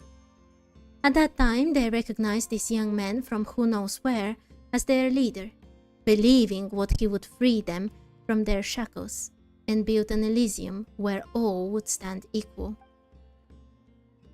Unfortunately, even I cannot say what his true motive was, nor can I tell you much about how the treasure hoarders operated at this time. Maybe he had a grand dream. Maybe, like my grandmother, he possessed a strong, unshakable faith. Or maybe he harbored some other, darker, more personal motive he couldn't share with anyone. Alright, please don't tell my grandmother I said that last part. Anyhow, all of that happened 5 centuries ago. For most people, the only thing known about the very first treasure hoarder is what eventually became of him, which was death by execution in Snezhnograd. Although he had never been captured by the authorities before, he was convinced by a noble friend to walk away from his organization, leave everything behind, and go to Snezhnograd, supposedly to explain himself to the Beli Tsar, or something like that.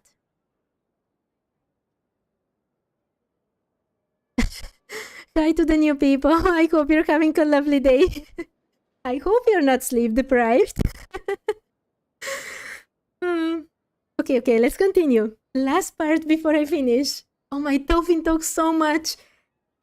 He alone will take me 15 more minutes. I don't have something that I have to work on right now immediately, but I do have responsibilities after the stream, so I can't stay forever, Genshin, please. Okay. Unsurprisingly, he was promptly sent to his death without so much as a glimpse of the Tsar. That's why I say thieves and nobles don't belong together, if only ever ends in tragedy. Putting the latter day... Okay. About the second Reed Miller. The second Reed Miller was a woman whose real name I do not know. All I know is that she was a traitor to the Frostmourne Scions, who struck her name from history altogether.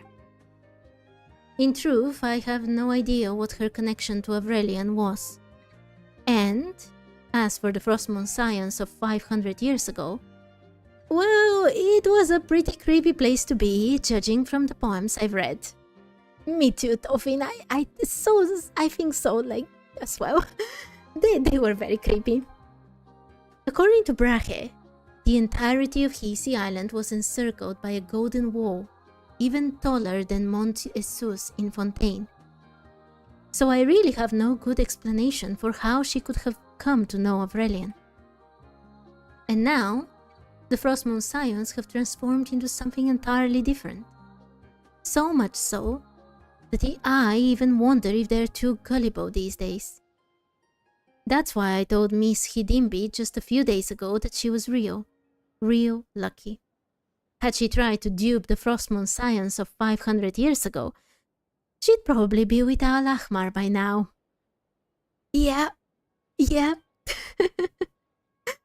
So anyway, after Aurelian was executed, she began donning that silver mask, claiming to be the master thief Reed Miller who had escaped the gallows. She molded the treasure hoarders into a highly disciplined, quasi-military force that almost resembled a religious order. Her mantra was that no one should place their faith in gods or deities, for it was humanity alone that held the power to save its own. Strange as it may sound, the best way to describe the treasure hoarders of that era might simply be an irreligious religious order. Under the name Reed Miller, she gathered a large group of bandits, and together they picked the governor's palace in Notcry clean in a single night. All the countless curios, antiques, mora, and jewels that they made off with, she gave all of that away to the poor of Nashatown.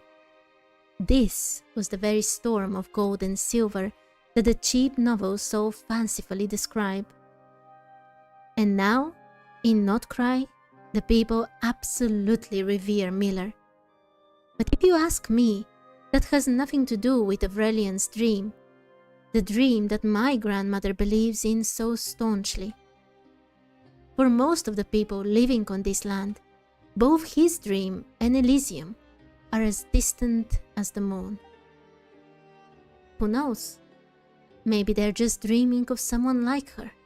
Someone who'd drop loot from nowhere right into their laps without them having to lift a finger. Yeah, but...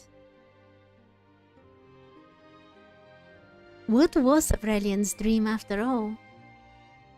If his dream was also Elysium, was it something like this?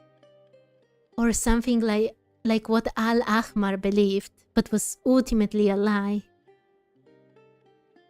About the third Reed Miller. It's a bit embarrassing for me to say this, but of the three Reed Millers, the one I mentioned earlier, Brahe, is the one my grandmother really despises. Much as my grandmother doesn't want to admit it, he is actually our forebear. He was of a station even higher than Soloway the Torchforger. He was the adoptive son of the Fey Lord Trubetskoy, governor of all Notcry.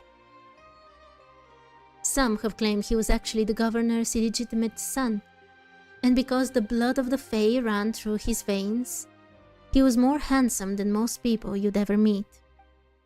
Of course, that's probably just an unfounded rumor. I mean, surely neither of you can find any trace of Fae blood in my face, can you? Is he making us call him that he's not handsome? That would be so rude. Like Aurelian, he was a student at the military academy, though he enrolled long after Aurelian had graduated. I doubt the two of them ever crossed paths there. Okay, so he wasn't the son of the first Reed Miller. So sad. After graduating from the academy, Brahe returned to Notcry where, like every other Snezhnayan noble of the time, he settled into a life of indulgence and decadence. That is, until the night he caught a glimpse of the second Reed Miller as she looted the governor's palace. Brahe fell in love with the Frostmourne Scion turncoat at first sight. So enamored was he that he even abandoned his life as a noble to join the treasure hoarders.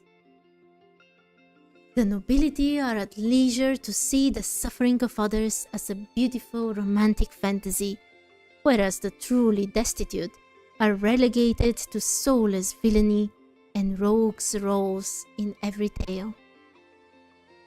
This is why my grandmother despises him so much. In her view, he was the one who tainted Aurelian's dream, the one who turned a name that rightfully belonged to the poor into one from a farcical story of romance. But it's just that. He abandoned his life as a noble after his beloved passed and continued to rob the rich to help the poor and aid the people of this land.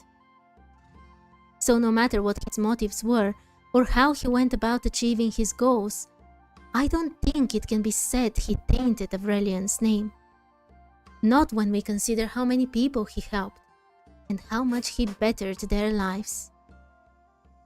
It's no exaggeration to say that of all the stories about the master thief Reed Miller that can be found in the cheap novels out there, maybe 1 in 5 is about the traitorous Frostmourne Scion.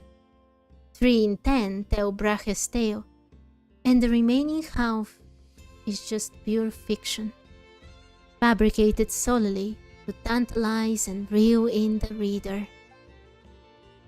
While my grandmother may be a steadfast believer in Reed Miller's dream, just what exactly is this dream? Even Brahe might not have fully understood it back in the day, so how could we claim to now?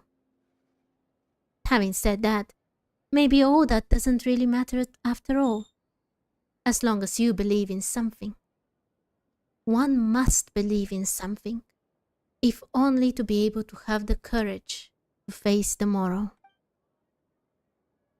Okay, see ya. Yes, I'll see you around. May your journey ahead be smooth and beautiful, just like this tune. Well, think about the last one, about Brahe. After reading all the notes, it was already pretty obvious, except the fact that he wasn't actually the son of Reed Miller. He was the son of the governor, after all. Interesting. Anyway, about the iron coins, I just don't have much time to theorize. I would love to, but I have to go soon. Iron coins were a form of currency issued by Aurelian. That is, the very first Reed Miller. He believed that in a world without divisions, in an Elysium where no one went hungry or suffered from the cold, people should not be relying on wealth bestowed and governed by the gods to help each other. He believed that people should be the masters of wealth, not its slaves. And even if mastering the heart of gold might be an impossible task, everyone should have the right to wield the wealth that belongs to all to begin with. But as you both can see, the iron coins he imbued with meaning quickly became worthless scrap metal after his death, largely due to the very people he had placed his faith in. Oh, and by the way, There is another piece of info that came to me on the wind, though I cannot guarantee its veracity. And since I have no way to verify it, please take it as you will. In Snezhnaya, there is a Fatui harbinger with a rather peculiar obsession. He seeks to create a more perfect economic order in this world. Is this Pantalone lore? At the very end of this quest? Unfortunately, he's not a collector of iron coins. Otherwise, you might be able to make a whole fortune in Mora by selling this to him. So that's Pantalone's real goal? It's not surprising. No, not Pantalone, Regrator. I'm getting confused with the names, it's too late. Okay, about the Great Treasure. It was the third Reed Miller, that is the one named Brahe, who left behind the legend of the Great Treasure. As for why he did that, maybe he just wanted to keep future generations of treasure hunters hooked, so that the name Reed Miller would never be forgotten. No, that's too little. Okay. That random drop, lore drop?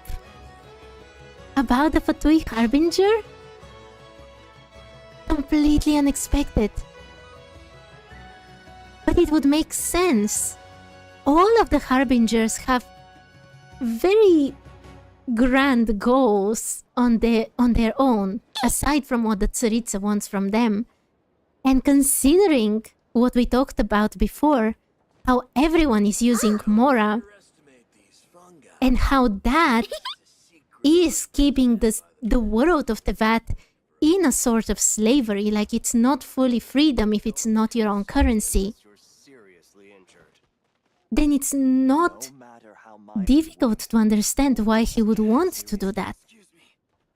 But considering that it is a Fatui Harbinger, I wonder if they're just trying to literally replace the Order of Mora and make everyone in Teyvat use Snezhnayan currency